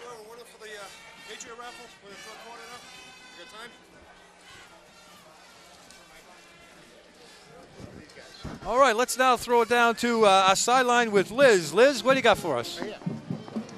Thanks, guys. I'm here with Barry Hudson, who's the band director for the Leominster team. How are you today, Barry? Excellent, thank you. Happy Thanksgiving. Oh, happy Thanksgiving to you, too. The halftime show is great. What do you guys do to prepare for the show? What song selections do you guys do? Well, we try to pick our strengths. We have strong trumpets this year, so we chose a jazz selection, and we practice during the summer. We have Tuesday and Wednesday practices, and then we have a band camp in August. So. What's the morale of the band right now with the weather being so cold? Well, it's really anytime they can get together and dance and play music, it's a fun time. So music brings that out in all of us, so it's a fun thing. We don't care about the cold. It's definitely a fun time. Do you guys have any performances or anything coming up in the near future? Actually, we're playing at the mall on the 11th, and then we have our winter concert on the 15th, December 15th. So. That's great. Thank you so much for the time, and good luck with you guys' team for the rest of the game. Back to you guys up in the booth. Thank you, Liz. Excellent. Thank Barry Hudson on that. He was a great interview. And we're just about to get underway. We have got underway. The Blue Devils are taking the ball for Wilford Wilford fights for again. That first down. I'll tell you, that's a heck of an effort. Excuse me. Hey, that was a great interview with Barry, huh? It sure was. Liz is doing a great job for us. She's down in those high heels of hers and trying to walk on the field. And doing a great job. She's all the way across the field. She's all over the place. And you know what I found interesting? Barry's. Go ahead. No, you can talk. Barry was talking about his strength being his, what do you say, his trumpets? Yeah. Trumpets, yes. Like in a football team or any other team, you say, well, my strength is my line. Right. My strength is my backfield, right? Right. And he says, well, how do you handle the cold? Well, it doesn't matter. When it's cold, if you enjoy playing music, it doesn't matter. Like if you're playing football, it doesn't matter if it's cold. You just have fun. There you go. I mean, you see the relationship there. I mean, it's music, yeah. sport. Yeah. It's all about fun. And that band does have fun. You see, they never sit down. They're always having fun. Although I've seen Coach Hudson, I call him Coach Hudson, really work these bands hard. And I'll tell you more about that. 1st and 10 for the Blue Devils. Quick pitch to the outside. Rivera running the right side. Rivera's kind of run down. You're going to give him a gain of maybe 2 or 3 on the play. It's going to be 2nd and 7. When band director Hudson has taken that band, and I watched them. They practice minute football season. Double session start. The band's out there double sessions. They're in the parking lot of the high school, and they're working, and they're moving. They put lines out, and they've come down here. And one day I was standing over there before the game, and they were going through their warm-ups or routines, and they were marching backwards, and he just yelled out, "Stop! Stand up straight. You look stronger that way." And it made a huge difference. And, you know, me being a football player, not a band member, then when I saw the difference, I said, wow, that really made a difference. So he's great with them, just as every other coach is. He gets the results. He sure does. Cortez Ludden, right side. My lips are getting a little cold. Could use a little massage. Your lips? Don't look at me when you say that. How do you get a lip massage? That's going to be tough. It depends. Okay, now I get it. I get it. I was thinking like laying down and somebody working you over like a chiropractor on your lips. You can't crack your lips, Ed. Sometimes I get sometimes you get a crack in it. You know, you get those little cracks. Yeah, but that's what they make chapstick for. Oh. All right, we got Cortez Ludden is being kind of helped off the field. Wait a minute, one more thing. Don't cut me off here. Okay. The next time you get a lip massage. Yep. Well, I won't go there. Now I just caught on. I was going to say I want to watch, but I might get the wrong idea. What are you, one of those? Never mind. All right. They better stick with the Buffalo Wild Wings. Yeah. They're good for your lips, you know. They lubricate your lips.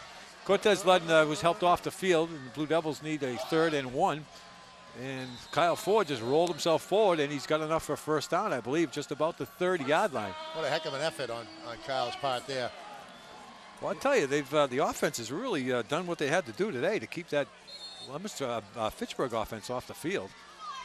I mean, we're just underway now, 4th quarter, 8 minutes, 11 seconds to go. Blue Devils still lead 12-6. I mean, they can run 6 minutes off the ball here easy. Yeah, absolutely. Cowett split way to the left side. Here comes the pitch. Wilford's running out. Fitchburg cuts through the middle. Wilford just shreds a few tackles, and then nice tackle by the Fitchburg Red Raider. Number 51 of the Red Raiders is Eric Miles. Made a nice tackle. Gain of maybe 1 on the play. It's going to be gain of 2. It's going to be 2nd and 8. Good pursuit by the Fitchburg defense that time. They strung it out and kept them for virtually no yardage. You know, Larry, you think about, the seniors that are out here tonight or today. This is their last game. They're not going on to any playoffs, and they're just not leaving anything in the locker room today. They come out here and they're just giving it all. Yep. That's what it's all about now. 2nd and 8 for the Blue Devils. Just across the 30-yard line. Rivera going right side. Leominster, believe it or not, even though they seem to be dominating by holding onto the ball for all this time, they need another score. Yes. Because Fitchburg, with Perkins back in the game, can score in a flash. Right. And if they, say, eat another 2-3 minutes off the clock, Fitchburg gets the ball, scores in a flash, then Leominster's only got a minute or so to come back. They need a score right now. I mean, all fine and dandy to just keep playing conservative ball here, which is good, but, I mean, they're only ahead by 6 points. This could be a passing situation right now. We're going to probably have a timeout. Coaches from Leominster look like they want to call a timeout. They did. Good thinking. So they have a timeout. And while we have this timeout, we'd love to thank our sponsors. See, every time I say that, then it shows up on the screen. Watch this. It's magic. Wrong one. Oh, they made a mistake. My director, Andre Korskeni, made a mistake. Look at him back there. Did you say steak? I said steak. Speaking of our sponsors, the Leominster Crime Stoppers, the Carroll's Insurance Agency, MP Crowley Company Incorporated, the Il Camino Restaurant, Richardson & Sons Funeral Home, a football at the depth of the Great Depression, the 1933 book by Mark Bodanza, Ferguson's Landscaping Incorporated, and, of course, Troy Hebert Building and Remodeling. You got a squeaky door? You got some cabinets? You need anything put together, fixed up, built? Call Troy Hebert. And also like to say hi to our friends at 40s.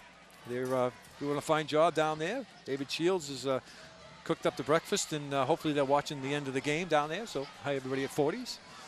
And hi to our friends at the Buffalo Wild Wings, because I sure did enjoy those wings. That were a surprise to us. Make sure there's a bucket left for me to take.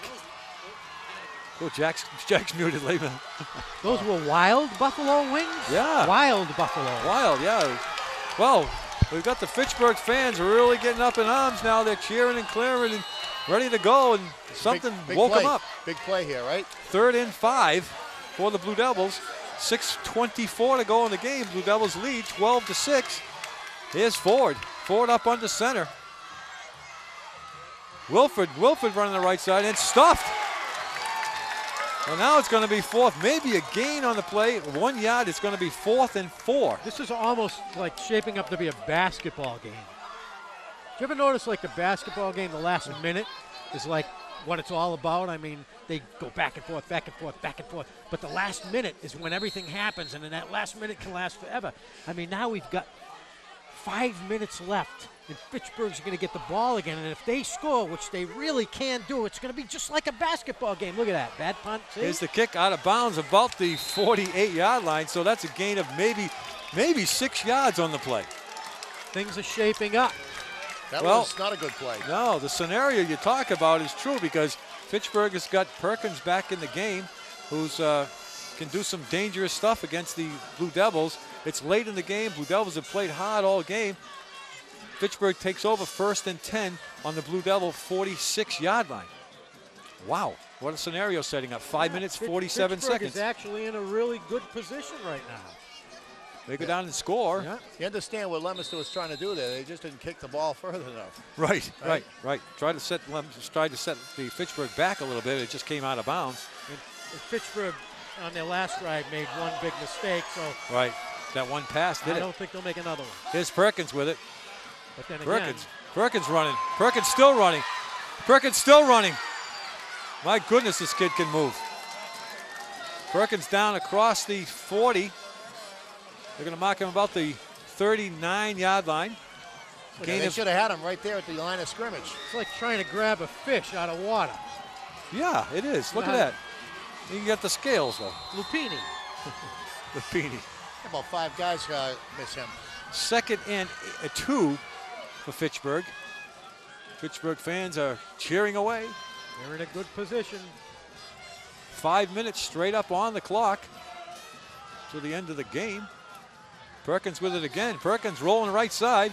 Ferguson's chasing. Perkins straight arms. Few men. Perkins still going down the side. Got enough for 1st down and then some. Down across the 30 to about the 28-yard line. 1st and 10 Fitchburg. You know, he knows he's good. He is good. There's no doubt about it. Still. He just straight armed a couple of men and ran right by him. Fitchburg going without a huddle. Leominster's not getting set. Perkins again coming right side. Perkins spun around and finally taken down by Wilford. Maybe a gain of 1 on the play.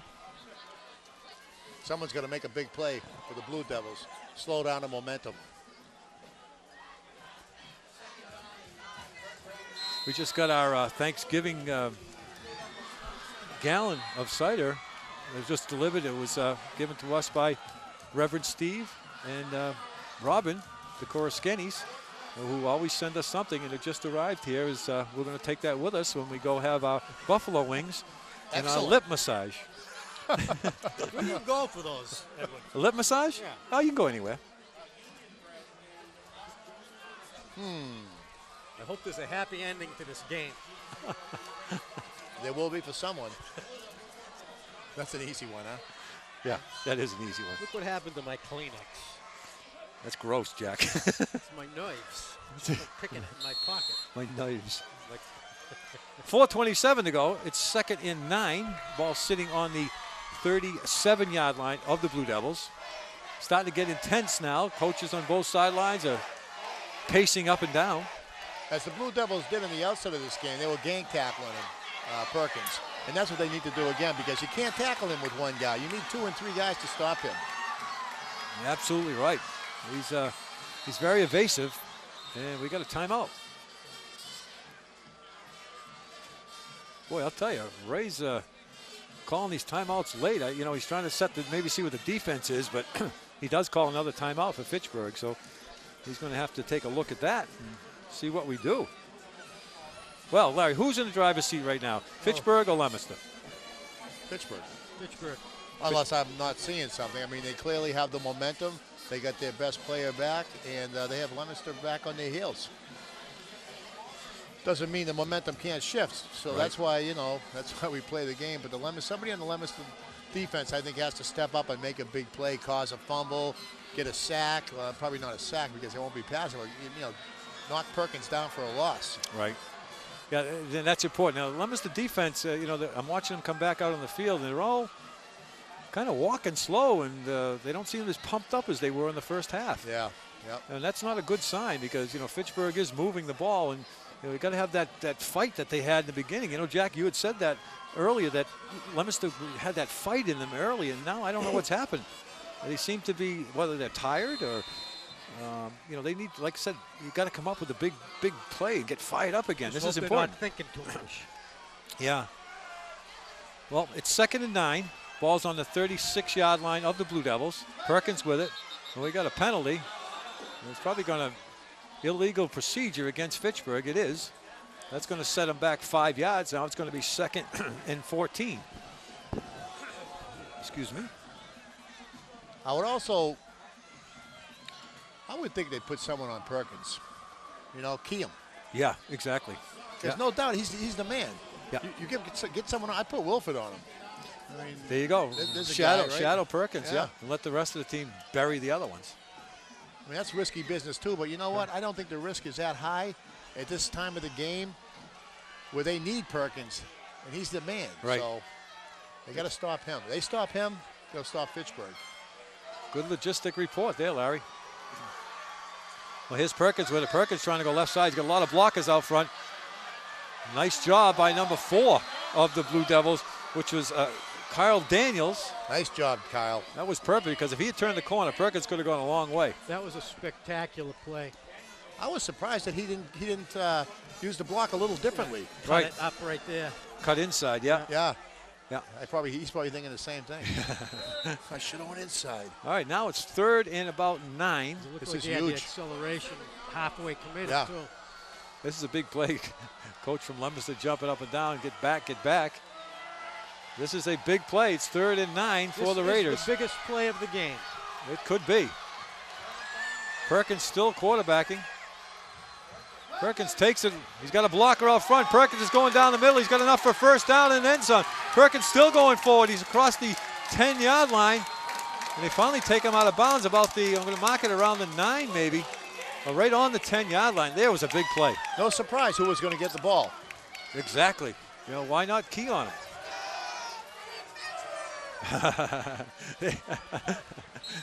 You know, every time that Leominster gets a 1st down, our announcer yells, you can hear him sometimes, he yells, "First down, Leominster." Well, Fitchburg just got a 1st down, and all the fans right out in front of us turned and said, "First down of Fitchburg." You had to be here. Never mind. Okay. Well, that was a good point, Eddie. Wasn't it? Yeah, it was almost as good as that one you made about a lip massage. Oh, my goodness. So it's 1st and 10. You're never going to live that one down. Well, 1st and goal, actually, from the 10-yard line. So Fitchburg has to score. They cannot get a 1st down. Perkins still in. Perkins hands it off to the 1st man left side. He's going to turn the corner. He's going in for a touchdown. I'm sorry, that was Perkins that ran it. Number 7 was quarterbacking. Perkins got the handoff, took it in for a touchdown. Now they should have had those extra points. Hypothetical question. Hypothetical. If it's 1st and 10, Yep. 1st and goal from the 10, isn't Yep. it still 1st and 10? No, 1st and goal. Okay, good point. Because you can't get a 1st down. Okay. Well, there's Perkins celebrating a little. Here it is, number 7 with the quarterback, hands to Perkins going to the left side. And some pretty good blocking out front. And he walked in pretty much untouched. Wow, we're all tied up, 12-12. Now, Larry, do you kick 1 or do you go for 2? I'll go for 1. What would you do? I would definitely go for 1. Yeah. But they moved it to the left hash mark, so obviously they're going to go for 2. Now, do you have a choice in that? Yes. You can move it either side. Yeah. You know why they call it a hash mark?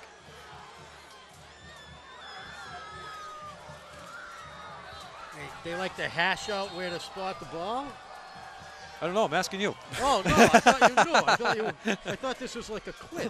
That sounds good. All right. Well, does anyone out there in Viewerland know why they call it a hash mark? Leominster TV at yahoo.com. Why do they call it a hash mark? We're waiting. And I'm going to wait. Phone's ringing off the hook. I'm not saying a word. All right, we've got a timeout. Fitchburg wants to talk this one over and see what they want to do with it. There's 2 minutes, 49 seconds to go in the game. We're tied 12-12. Fitchburg has just scored. Perkins went around the left side. and now they're contemplating on what to do. And they're bringing out, Coach Kazenza is bringing out quite a few different people. So maybe he's going to make the decision to either go for 1 or go for 2. Interesting observation I had about 4 minutes ago, wasn't it, Larry? Yes, it was. You jinxed us. I could see it happening. But then again, they got to get the extra point. That's why Leominster needed to control that ball. Yeah, exactly. And that's what Coach Stupczynski said in the interview that Liz did earlier, that he needed to keep their offense off the field. You still got to score points. Yes, but they scored 6. Well, here we go. Fitchburg going for the 2 points. I don't know if I agree with this. Perkins is in motion. Here's the handoff. They give it to Perkins. Perkins still running outside, and he's going to be taken down. Guess who gets him? 22. Brandon Henrik. Big tackle. Why wouldn't you go for the win? I don't understand that. Maybe they don't have a kicker, although I saw the kid kicking before the game. And maybe they don't have a kicker, you're right. But I saw him kick before the game. He was doing okay. He could have kicked an extra point. Well. Yeah, why did they go for 2? Ray. So I feel like Jake LaMotta. The only thing I could think of is when he was up against the rope saying, Ray. I have no idea what he's talking about. Oh, Ray, why'd you do that? Ray who? Ray Kazenza. Oh. Who's Jake LaMotta? Jake LaMotta was that boxing, the one that Benny Sanchez reminds us of? Oh, yeah, I know what you're saying. Okay, all right. Ray, why'd you do that? Yeah, Ray. Well, it's good for us because they didn't score, and it's 12-12.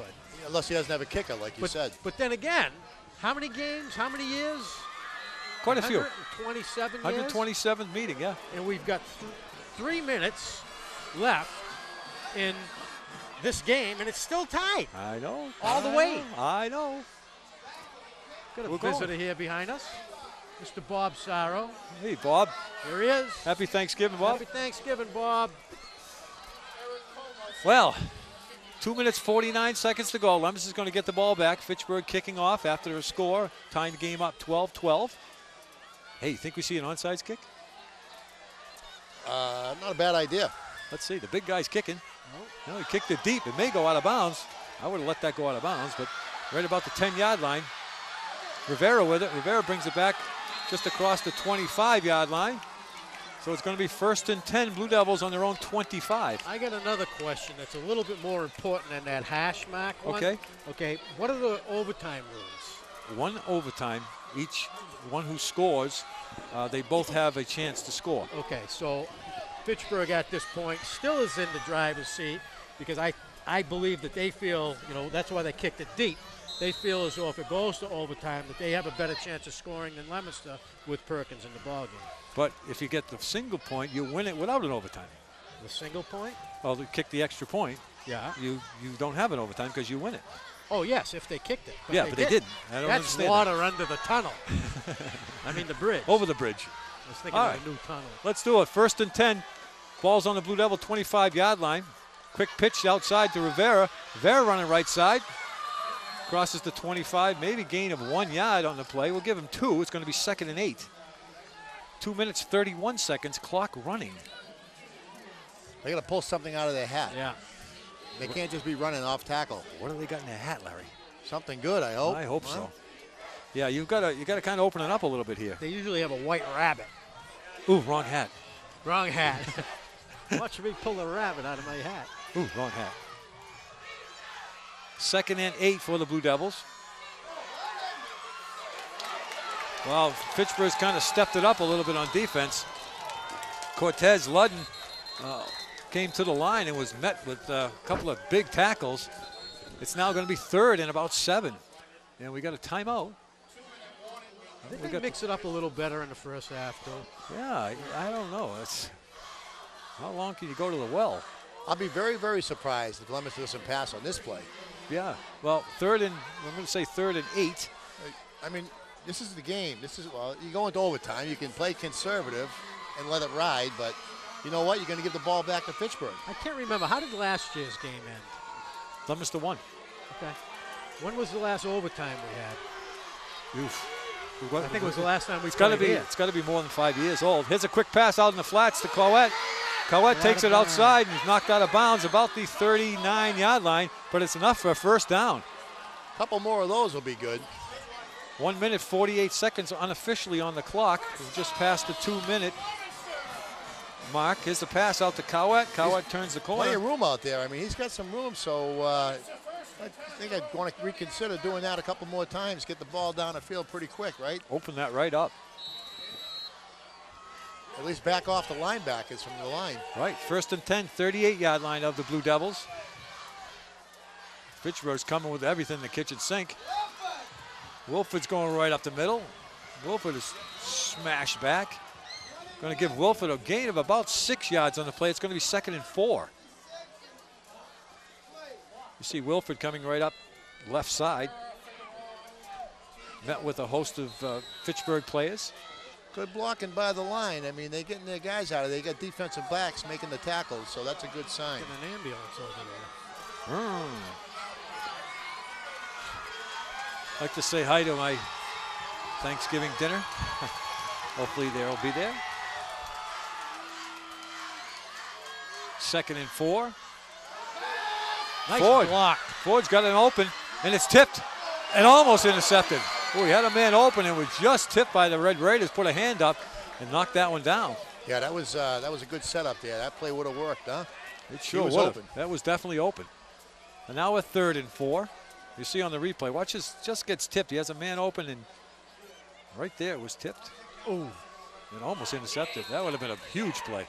1 minute on the clock. It was tied to 12-12. After 127 years. Still tied. That's a long time. They can talk about all the other rivalries, but it's still tied. 12-12. Why? Ludden with it. Ludden right up the middle. He's going to be short of a first down. So now it's going to be 4th and, let's say, 1. Larry, what do you do now? That's a heavy 1 right there. 48 seconds, clock running. You got a timeout. Go for the first for the win, or you punt it and you give Fitchburg the ball back with a minute to go. There you go. I would go for it. You got to play to win. Bootleg. Well, do they know how to run one? They don't have any boots on. They have spikes. They can borrow Lizzie's.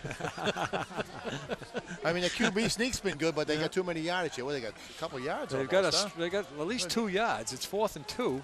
I thought it was 4th and 1. 44 seconds to go. Well, it looks like we're looking at overtime. Again. Go for the long one, right? Pass into the end zone. Ooh. No? I don't know. You don't want to give Fitchburg the ball right here. Well, they only got 44 seconds. Or do you punt? Do you punt? Try to get Fitchburg deep. No, you go for the long one. And they intercept it, and it's like a punt. Yeah. Or they don't, and they get the ball here. Right. Throw a whole host of gentlemen down there and just. If they get stuffed here, it's in trouble. But I bet you they go off tackle. They're running for it. Yeah, they are. Boy, everybody's uptight. Ford going out. He's got a man open. He's got him in the flats. He's still got him in the flats. Across the 30 to about the 28-yard line. Clock is running, and they finally stopped the clock on a great pass. Great connection to number 85 of the Blue Devils, which was wide open, is Rocco Degnault. They even caught us by surprise on that one. Rocco Degnault, nice over-the-shoulder catch. This is a big kid, and he almost broke that for a touchdown. Excellent call. Sophomore? Rocco Degnault is he is a sophomore, 6'1", 195. And Leominster calls a timeout with 38 seconds on the clock, unofficially. How ironic would it be the guy don't hit 2 extra points but hits a long field goal to win the game? That would be unbelievable. Oh boy. Well, right now it's at the 27-yard line. That would be a 37-yard field goal if they decide to do that. 38 seconds to go. We got triples to the left. Shotgun formation. Ford keeps it right up the middle. Ford's trying to keep it in the middle of the field. They've got to remember the clock is running, and another timeout is called. How many could they have left? They've got a couple, I would think, left. He just kind of brought it to the middle of the field, so that may be an indication that they're trying to set that up, Larry. Yeah. Did you see the field goal kicker? Can he kick that far? He can kick it that far, yeah. I watched him earlier. I don't know about, we'll see. Now it'd be 23, it'd be 33 yards. I think that's about his range, 35 yards. Life is good. Life is good. Life is good. They got enough time here for a couple pass plays. It's second down, right? Well, they've got to at least pass it, because with 28 seconds, if you get caught running, and you could run out of time. I'd like to say hi to TV Land out there, Sandy, all over Sandy the and Sue and and Taylor, Ingrid, Taylor, Ingrid. The lip masseuse. No. Okay. The lips are nice. And Mateo, we got to remember Mateo. Mateo. Yeah. Is it masseuse or masseur? Well, it depends. Well, I like to keep my lips out of the sewer. All right, here we go. I'm getting away from that. But hi anyways. 28 seconds. You gotta have some comic relief. You know. That's right. 28 seconds. It's second down and about 8. Ford looking to do something. Fakes it right up front. Here's Wilford.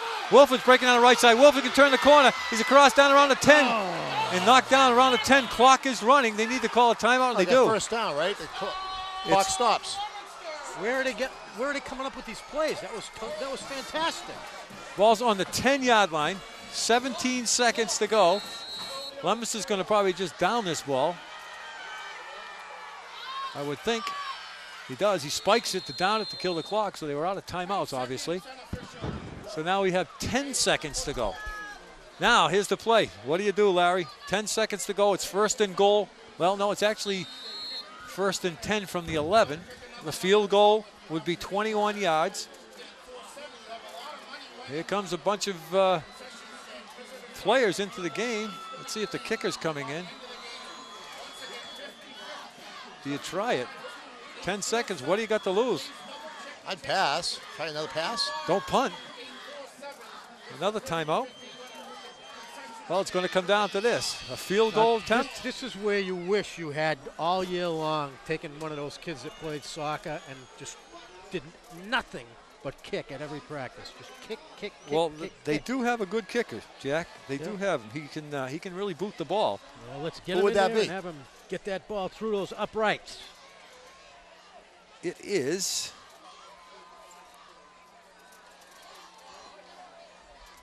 I think it was 45. I'm not sure. 45 is coming on in the. Is 45 out there? Yeah, that's the kicker right there. Ferguson just congratulated him, and good luck. Here we go. 45 for the win is Leonardo Torrento. Come on, Leonardo. This guy can kick it, so here it is. 10 seconds to go. Torrento's in to kick the ball for the Leonardo. win. You'll be a hero for the rest of your life. He can kick it. Here's the snap. It's down. The kick is blocked. Oh. It's picked up by Fitchburg. They can't advance that, but they will get the ball. Whoa. A little too long on the setup and the kick. Fitchburg takes over with 3 seconds to go. Oh no, and maybe that's the game, I think, as far as, let's see what the officials are saying, that there's no time left. So we're gonna go into overtime. All righty. 127 years on the clock. And we're back in overtime. And it's tied. I won't say it again. What's the replay? I think it's on the left side, right? Unblocked. Right there, unblocked, yep. Yep, unblocked. Unblocked. I've seen that happen a lot where it's not so much the kicker, it's getting blocked. The importance of having a good offensive line and knowing your blocking scheme, critical. Absolutely. In a situation like that, though, you're also overpowered on one side, but you need a way to make that up. You got to have somebody covering for that. You got to pick it out, spot it, and then make an adjustment. Excuse me.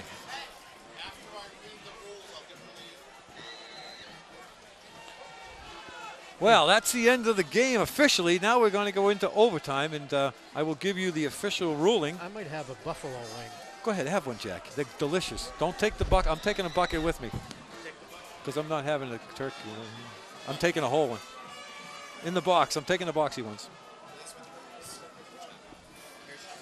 Okay, let's now throw it down to our sideline reporter, Liz Burke, for a little report. Hey, Liz, take it. Liz? Hello. I think we lost Liz.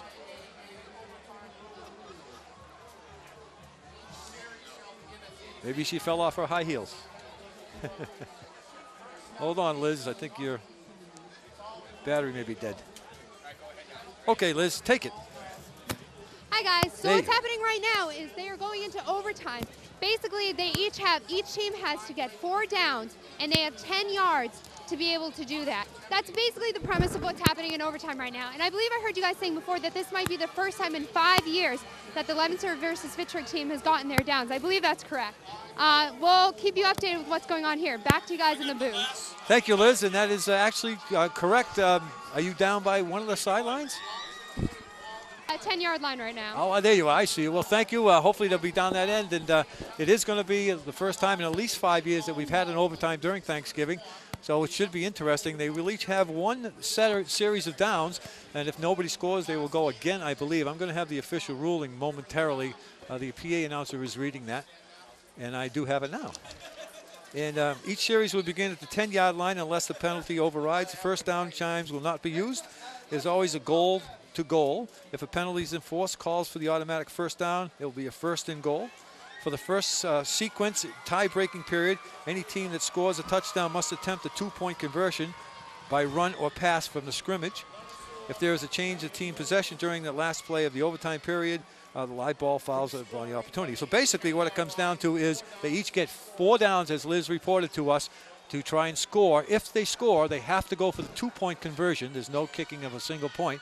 And then the other team will get their 4 downs. And if it's a tied after that, we will go for a second overtime to find out who wins this. So here we go. The teams are ready. They are getting set. And I believe Leominster is going to be first to have. That's a buffalo thigh. Jack's eating the wings over here. Good wings, huh, Jack? What do you think? Aren't they good? They're delicious, yeah. I'm bringing some wings to the party. And we're all going with you. The wings go, we go. Wherever the wings go, we go. I got wings, I got pie, and I got wine. What else do you need? Football. Football, you gotta have football. What time are the Patriots playing? Somebody said last night 12:30, but I don't think so. I think they're playing later, aren't they? I would think. Yeah, I think they're playing at 4. Okay, here we go. Patriots? Are they? I think so. I don't know. Somebody said, oh, here we go. Into the overtime. It's first and goal from the 10. Blue Devils have 4 downs to score. He's got a man in the open if he throws it. He didn't throw it. He's going to run it. Takes him out of bounds. Wow, he had a guy wide open. I know. Why didn't he let that rip? That was O'Connor, wasn't he? He was wide open. O'Connor, big target out there. Watch if we can see it, if we pan out wide enough. He could have thrown it right there. Right there. O'Connor was, look at O'Connor wide open in the corner. He takes it out of bounds. Well, he took it down to about the 1-yard line. It's second and goal from the 1. Ford bringing in the play. I mean, this is pretty basic play. You either give it to Ludden or you give it to the workhorse, Wilford, and let him push his way through. Look at the meat up front. I mean, look at this left side with Ferguson. They open up the middle. Oh, no, they got 2 linebackers. Going to be a quarterback sneak. No, it's a quick pitch to Wilford. Wilford's tripped up to the goal line. No, he didn't get in. It's now going to be third and goal from the 1. Ouch. Wilford's got his foot just tripped up right there. Great defensive play by the Fitchburg Red Raider. Yeah, that was a nice play. And it's third and goal from the 1. Yeah, you know, everyone who's here is like excited.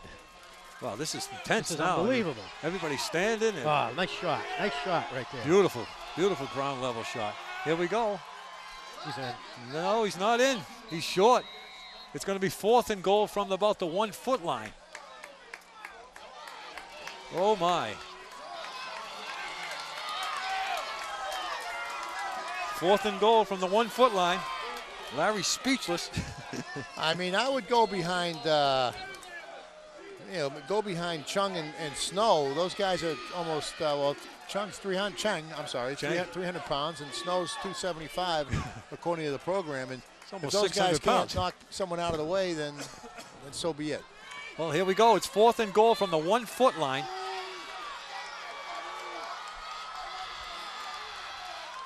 Sneak. It's Wilford. He's in. He is in. Touchdown.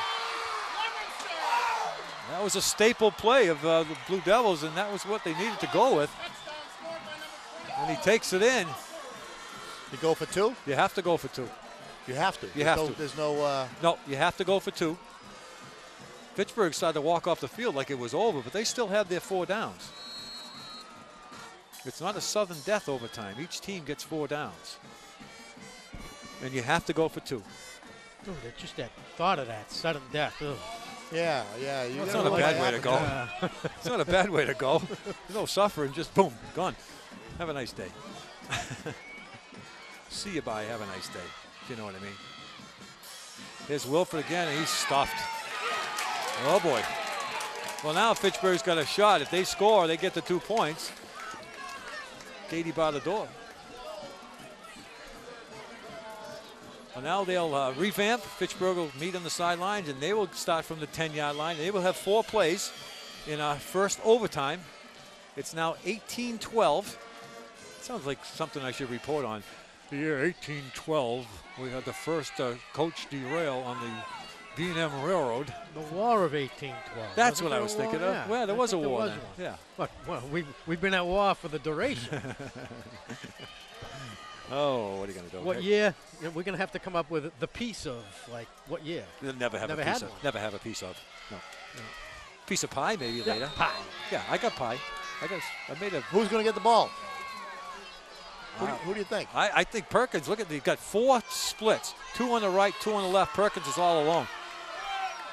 They spread it out. Perkins. He doesn't even think about it. No. Doesn't even make a fake. Ferguson on a nice tackle. They're going to give it to him every play. Gain of maybe 2 on the play. It's second and goal from the 8. And if they don't, I'll be surprised. Me too. I don't think they're going to throw this ball. He is pretty quick. We slipped a little bit there, but Ferguson made a nice ankle tackle. And stop Perkins, you stop Fitchburg. Yep, that's exactly what it is. You saw that in the first half when he was hurt. They didn't do much. Here we go again. You got splits right, splits left, double. Perkins is all alone in the backfield, sends a man in motion. Gives it to the man in motion. He cuts in. He's still moving forward. It's going to be close. It looks like he's... Touchdown. Touchdown. Oh, boy. Here we go. That was a good run. It was a beautiful run. Yeah. Running that was number 2 for Fitchburg. Wellesley Cologne? No, it wasn't him. Couldn't have been. So I was wrong. Perkins didn't get the ball that time. No. You think he'll get it this time? He was the decoy. I got to give it to Perkins this time from the 3-yard line. He's the money man. Yeah. This is for the win. This is for the win. 2010 Turkey Bowl at Doyle Field. And we got a timeout. Fitchburg called a timeout. While we have a timeout, we'd love to thank our sponsors one more time before we get through. See how good my director is. He's quick. The Leominster Crime Stoppers, the Carroll's Insurance Agency, MP Crowley Company Incorporated, the Il Camino Restaurant, Richardson & Sons Funeral Home, the Football at the Depth of the Great Depression, a book written by Mr. Mark Bedanza, Ferguson Landscaping Incorporated, and of course, Troy Hebert Building and Remodeling. And we'd like to thank all our other sponsors that we've had with us this year. The Luxury Box for taking care of us. Comquitos sent over food for us. We have the Buffalo. We've got the pecan pie and the box of cookies. Apple cider here, too. A Buffalo Wild Wings. Buffalo Wild Wings sent over buckets that I'm going to take one with me to the party. And we also have, thanks to the Korskennys, Reverend Steve Korskeny and his wife Robin for the big jug of cider that they send us every year. So we'd like to thank everybody that's followed us this year, and thank you all. We've had some great reviews. If you like what we do, give LATV a call, and thank them, because most of us are all volunteers, and we enjoy doing it so much, and we enjoy bringing it out to all you. So have some fun with it, and we will definitely be seeing you on hockey and basketball. Well, here we go for the win. And Leominster now wants a timeout. So we have a little more time to spend a little. Excuse me. Leominster has called a timeout. They want to see what Fitchburg came out with in the. What's the matter, Jack? Did I get it on you? Is that what that was? It's because your lips are all like stiff. Need a massage. They're cold, actually. I bubble. I Trump. I Remember double that bubble. when Curly spilled the alum in the punch? I bubble. Pre-no Trump. You know. You know, the other thing that just strikes me here is looking at these shots is the camera work and the production that was done for this game, huh? Absolutely. Absolutely fabulous. Yeah, and we're going to thank all those guys as soon as we see what happens with this. And we've done had a great production staff today. Fortunately, we had a lot of people that came back from professional jobs that they have with TV studios. And we have our professionals that are here. And some of us that even masquerade as professionals. I am one. I am one. It's an illusion. It's been a great thing, and I hope you enjoyed the broadcast. And we'll talk a little bit about everybody that was here today. Well, here we go. Where's Perkins? On the left. He's going to receive the ball. Nope. He sends Perkins in motion. No, he stopped. The ball's out. Doesn't matter. You can't advance a fumble in high school, only if it's caught. But it's no good. So now we're going to go to our second overtime, I believe. You know, it's easy for us to stand up here and second guess, but I want to give it to Perkins, man. He's your man. And they probably said, well, everybody thinks Perkins is going to get it, but yep, he didn't get it. He didn't get it. So now we're going for a second overtime. I don't get it. He didn't. How do you like that? So now we go for our second overtime. More wings. Yes. Get them over here. More wings. Somebody left some hypo in there. Sticky cameras. Oh, my goodness. I'm hungry. The pies are on fire. Oh, my I goodness. was just looking for a glass of water. Turn on anything. You'll get it. You'll get it. I got a turkey in the oven that was supposed to be shut off by 12:30. Hey, wait a minute. You said you weren't having turkey. You can't take those wings. I'm not having turkey at my house. Oh, all right. You just have a turkey in the oven. That could be. I don't get it, but that's okay. Let's play football. I'm glad that thought didn't materialize on my lips. Oh, goodness gracious. I still do have some restraint. Larry, you going to ride your bike later on today? No. Hey, Jack. Pie. Lip massage right there. I'm going out in the woods. Are you really? Yeah. You go for a walk? I'm going to It's a long story about that one, in a tree. if you're listening. Nice day for that. We'll tell you later. Beautiful. See, we don't know what's going on here. Well, here we go. Fitchburg now on the second overtime. They have the first time getting it. Here's Perkins. Perkins goes. Oh. Nice block. Perkins sidestepped about 12 people. Perkins still trying to go in. He's taken down around about the 5-yard line. Cheerleaders on the far side are really ripping it up. You know, if he doesn't make it and I don't mean this in a bad way, he could be an incredible dancer. I mean, look at how light he is on his feet. Are you dancing? Oh, are you asking? Then I'm dancing. asking. Here's Perkins. Well, you're a marvelous dancer. Oh, yeah, matter of fact, my father died dancing. On the end of a rope. Don't they have the dance tonight at the Knights? Isn't he dancing at the Knights tonight, or is he at the Elks? I don't know. Here we go, second and goal. Perkins just takes it right up the middle. Perkins will sidestep again. And Perkins, nice defense. Who's on the bottom of that? Number 5 for the Blue Devils. Adu. Adu, it did. Adu.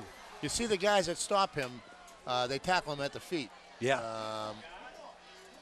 Well, I shouldn't say the feet, but it's more so that you can see that they got a sight on his waist, right? They're not going for his upper body fakes. Right. And they get him down low. Well, you know what?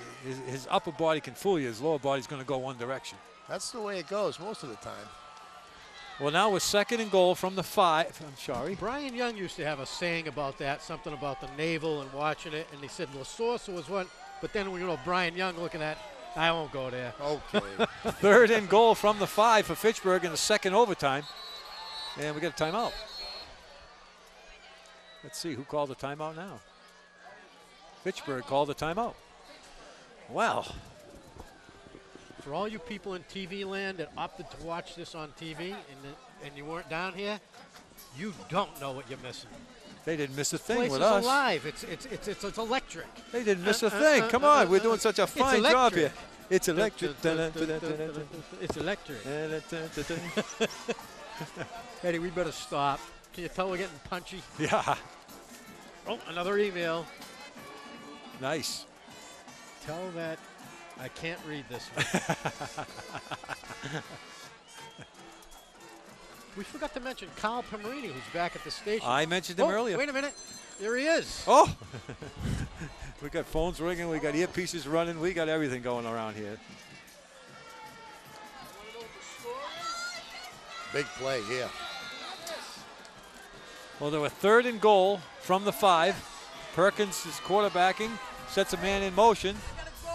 Fake handoff. Perkins tried to cut it inside. Oh, a quick pitch to the outside. He dives through the middle. Ball's out. Looks like Leominster got it. Leominster got it. They did. Leominster got it. So now Leominster takes over on the 10-yard line. All right. I just got a phone call. Ferguson I don't got the know fumble. who it was. Ferguson got the fumble. You know, there's too much dancing around down there. You know, not protecting that ball. Well, see, you know, the officials almost put that on the 5-yard line where the fumble was, but that's not the way it works. You have to set it back to the 10-yard line. You don't get it where the fumble was because that just ends their try at goal. I do, number 5. Yes. Made the cause of fumble. Ferguson got it.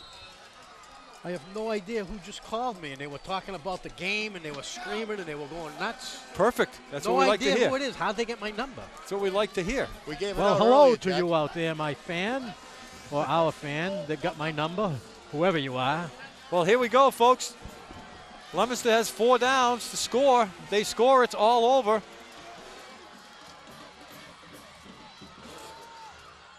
Here's Cowett. Cowett running the right side. Cowett's got some speed. He tries to turn the corner. And he's taken down just about the 3 or the 2-yard line. What a heck of an effort by Cowett. Wow, huh? what a move. This I kid thought he can was run. down, you know. He put those spikes in the turf and turned that corner, didn't he? Man, he ran hard. Wow. As we'd say in New England, hard. Hard. Here's Cowett. Watch Cowett. What's the correct? What's the right pronunciation? He could have been down right there. Yeah, he rolled his shoulders and let him go. Hard. He ran hard. And he tighted that rope right down the sideline, you know, sideways. Ball sitting on the 2-yard line. It's 2nd and goal from the 2 in the 2nd overtime. Man, that was big. And now Leominster called a timeout. Wow. This place could explode if Leominster scores here, you know. Yeah, Leominster's going to score here. You'll watch. I know it. It's going to be, I think it's going to be Wilford. I tell you what, the way Cowett just ran and Wilford's been playing, either one of those guys, I'd give it to, right? They're both. Yep. I don't think I'd go with the big guy, Cortez. No. They're going to key on the middle. You know, they're going to. I think you're going to kind of go off tackle, go outside a little bit. Going to see Wilford off tackle. Watch this. Right side off tackle. That's what I would do. Well, it's 2nd and goal from the 2. It's up to the offensive line here. They got to make some holes. Well, if you ever got a rush of energy, now's the time to have it because this is big. Here it comes. Here it comes. 2nd and goal from the 2. Full house backfield. He's in. It's Cortez. He walks in for a touchdown. It's all over. Leominster wins. Neither one of us said Cortez was going to get her. I guess that's what they thought too, right? I guess so. Look at this. Boy, oh boy. Their entire season is now complete. Yeah. Yep, they made it. We got some action going on with the Fitchburg players. Redemption. It's not good. You know what? You gotta lose. Somebody had to lose, and lose is we got a fight going on down by the goal line. Fitchburg players are getting into this is ugly. This is ugly. They need to get these people. The fans are starting to get into it. This is ugly. Leominster fans are in. Fitchburg fans are throwing helmets. Oh boy. And I'm having chicken wings. Not a way to end the Larry, game. pass me a wing, will you? They got to get the team separated, get the people off the field. That's it. And it's too bad that it has to end that way. You know what? It was a great game for the whole game. You know, somebody had to win, somebody had to lose. There's no need to start fights at the end of the game. Unnecessary whatsoever. Yeah, absolutely. You know, here's the replay on that touchdown. First of all, things like that aggravate me. I mean, they really aggravate me. They aggravate a lot of after us, 127 years, I mean, you don't do things like that. No. Okay? There's no need for and that. if they were my kids, I'd tell them, I'd give them a piece of my mind. Well, you know, it's always tough to take defeat. The Fitchburg players are just throwing their helmets on the ground, and you know, I understand it's a big game and they lost, but let's take it as as an experience, not something that's ended your life. We still have to have the handshakes between the two teams, and hopefully that's going to go smooth.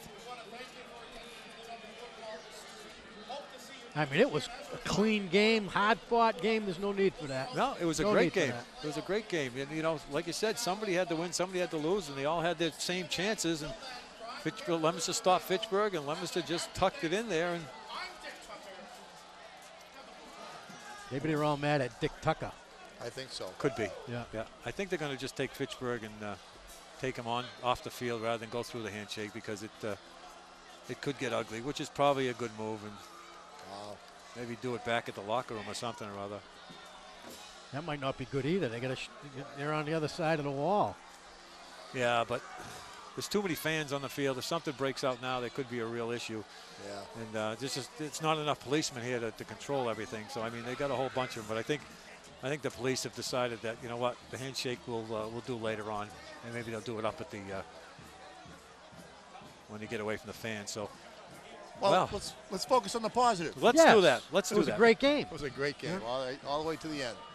It was a terrific game. You know, Leominster came out. They were fired up in the first half. They played a great defense, as Coach Subzinski said in Liz's interview before. They had to keep their offense off the field, which they did. And then Fitchburg scored on a couple of one freak play on a fumble, which got it tied up at 6-6 during the half. Fitchburg came back and took the lead. Leominster finally fought back, tied it up. We went into overtime, 2 overtimes. They both scored in the first overtime. Second overtime, Leominster stops Fitchburg. Leominster takes it and wins. So how can you ask for a better scenario for the Leominster team, who's coming off a 3-7 record, to beat a Fitchburg team, not because they were 7-3 and they're going on to the playoffs, but the fact that you all right, Jack? Just got a cramp. I got to take my headphones off. The Fitchburg team, was a favorite to win, and I just want to say one thing, that Darryl, you lose again, and he knows who I mean. So I will expect my Dunkin' Donuts coffee card on Monday. Well, it just goes to show you hear it all the time. It doesn't matter what the records are. Throw them out the window. When it comes to this game, anything can happen, and today it did. And you got to congratulate the Blue Devils for winning it. They were the better team today. They sure were. I mean, you know, if we look at the statistics going the way through, Fitchburg had some big plays, but Leominster was very consistent on stopping things and consistent drives, and they really put it together, and it shows. I mean, 24-18 was the win. We're probably going to go down to the field momentarily, but we'll continue on for 1 minute here before I think we're going to try to get an interview with Liz. With the team. Leominster players now all celebrating in the far end zone. It was a hard-fought game. Congratulations to all the seniors that hung in there through a tough season, made things work for them today, especially Thanksgiving. And as we talked about in the beginning of the game, this game is you just never know what can happen. Anybody can win this game on a big play or a small play or a fumble, and that's what happened today. And Blue Devils just hung in there. They've had some great play calls, kind of fooled us on a couple of plays as well. But they pulled off the win here at Doyle Field, and it was nice to see. Jack, any final words? Okay. Larry, how about you? I was just thinking about what Jack said earlier, not to take his final words, but after 127 years, we go into double overtime, right? It's just amazing if you think about it. It really is. You know? Yep. Now Leominster's up by 1. It's 59-58 in the series with 10 ties. And back then the ties were always ties, and now they don't play after a tie. We are watching field reporter Liz, and she's trying to grab some of the players, and we'll have some interviews with them soon. And She stretched out the cords all the way down the field. It's always interesting to see. We're, well, I think we can see Liz down there. She's, let's go down to Liz on the sideline. Liz, who you got with you? Hi guys, thanks. I'm with Dan Ferguson right now, number 72 for the Leominster team. So at the very end of the second overtime, you got the big play. How does that make you feel? It must have attributed to the win at the end of the game. It was a team effort. I don't take any credit for the win. It was all the boys and the team. So you're a senior, so there must be a lot of emotions running through your head right now, this being your final game for Leominster. How do you feel? Excited. I love every second of it. So this is your last game and everything. I know you guys aren't going to the postseason, but this is obviously a big win for you guys. This was like our Super Bowl, and this is what we wanted. All right. Thanks, guys. Back to you. Hey, Liz, is he going home to rake any leaves? Could you ask him that? Oh, he's gone already? What did you guys say? No, that's okay. He's gone from you. I just asked him if he's going home to rake any leaves, but his father's one of our sponsors, that's all. Oh, okay. Sorry, guys. He ran off. He's just too excited celebrating right now. See if you can grab someone else, and we'll get right back to you. Okay. That was Liz Burke down on the field. She's trying to get some special interviews with some of the players at the end of the game. Nice to get some of the seniors, get their opinion on it. Eddie. Yes, ma'am. Larry's hungry. Oh, Larry's hungry? How's that turkey doing in the oven? It's probably smoked by now. I like smoked Larry's turkey. hungry. I'm not trying to rush you. He was giving us the official tummy sign. You can't be that hungry, Larry. You ate most of the wings. Yeah, it was a great day, guys. It sure was. Sure was. And it's only 12:30. We can kill off another half an hour here, but it's only 12:30. Yeah, Andre's going to take care of us. Yeah, we're still looking out. But you know, Larry, now how do the Fitchburg players feel at the end of this one? And I know that you've probably been on the end of one of these Thanksgivings that didn't win. Sure. Yep. What is the emotions in there? We know what Leominster's feeling now. They're related. They're going home. They're going to have a good Thanksgiving with their families. What are the Fitchburg players thinking though? I probably think it's the end of. It's almost like it's being the end of your life, right? You know, I mean, but it ruins the Thanksgiving for a while. But you know, good thing for them is if there is any light in the tunnel, they have another game, they have another chance. But you know what? It'll never be the same. Right. Never be the same for those seniors, and that's all just part of the rivalry. Right. You know, it comes with it, and you use it for an experience. And they won't know that till they get older. But the guys that get through this and they think about it and they process it, it'll be to win and to lose is an advantage for you because you get to experience it and you know how to handle it. You know, one of those life lessons, right, guys? Right, exactly. Yeah. Well, that's going to do it for us at Doyle Field. Before we leave, we'd love to thank Leominster Access Television, the entire sports production team under the direction of Mr. Jack Sully and Andre Koroscani. Andre's the director. Well, that's not what you gave me. I didn't give you that. I'm only reading the postscript. Andre 100% credit. Sign that, Jack. Oh. Well, yeah, let me do this. Andre was the best. Will you mute him, please? Under the direction of Andre Koroscani, we'd like to thank LTV Sports sponsors for the year, the Leominster Crime Stoppers, the Carroll's Insurance Agency, MP Crowley Company Incorporated, the Il Camino Restaurant, Richardson & Sons Funeral Home, the Football at the Depth of the Great Depression, 1933 book of Mark Verdanza, Ferguson's Landscaping, Troy Hebert Building. We also like to thank the Leominster Athletic Director, Chris Young, and the coaches and officials. Our crew today, in addition to Andre and Jack, consists of Kenny Codwell, Mark Lavassa, Sean Reardon, Ben Arsenal, Dan Farrell, Yo Yang, and Kyle Pemerini back at the studio. And also a special thanks to Liz Burke, who did our sideline reporter for all afternoon. That's going to do it for us here at Doyle Field. Congratulations to Leominster High for the big victory, 24-18 over Fitchburg High. We hope you all enjoy the broadcast, and happy Thanksgiving, and good day. Amazing. That is just one of an endless number of superlatives that can be used to describe those legendary Thanksgiving moments preserved in the archive of Leominster TV. Whether celebrating the thrill of victory or capturing the agony of defeat, all of us at Leominster TV have endeavored to embody this recent quote from NBC broadcasting legend Bob Costas, who said in his 2018 induction speech at the National Baseball Hall of Fame, quote, "While the game is the thing and the players are the stars, how those games are perceived and remembered is often shaped by those who chronicle them." That quote from Bob Costas sums up our mission and will continue to chart our course long into the future. The awesome responsibility of chronicling the Leominster-Fitchburg Thanksgiving Classic is a tremendous honor that all of us at Leominster TV are proud to be a part of. Thank you so much for joining us on this celebration of the rivalry. Classic Countdown. I'm Todd Robbins. On behalf of my producer, Kate Robbins, archivist Jack Selly, editor Bradley Bedard, and all of us in the Leominster TV family, until next time, so long, everybody. Black carpet, I'm in trouble. Black carpet, I see trouble. Man, man, man, man, I'm not gonna get home. Black carpet, I'm so dizzy. Black carpet, please get busy. Oh, oh, oh, nothing to get home.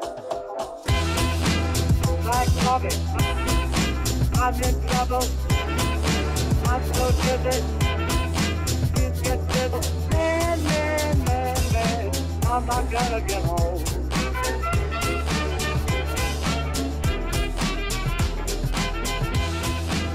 Black carpet, I'm in trouble.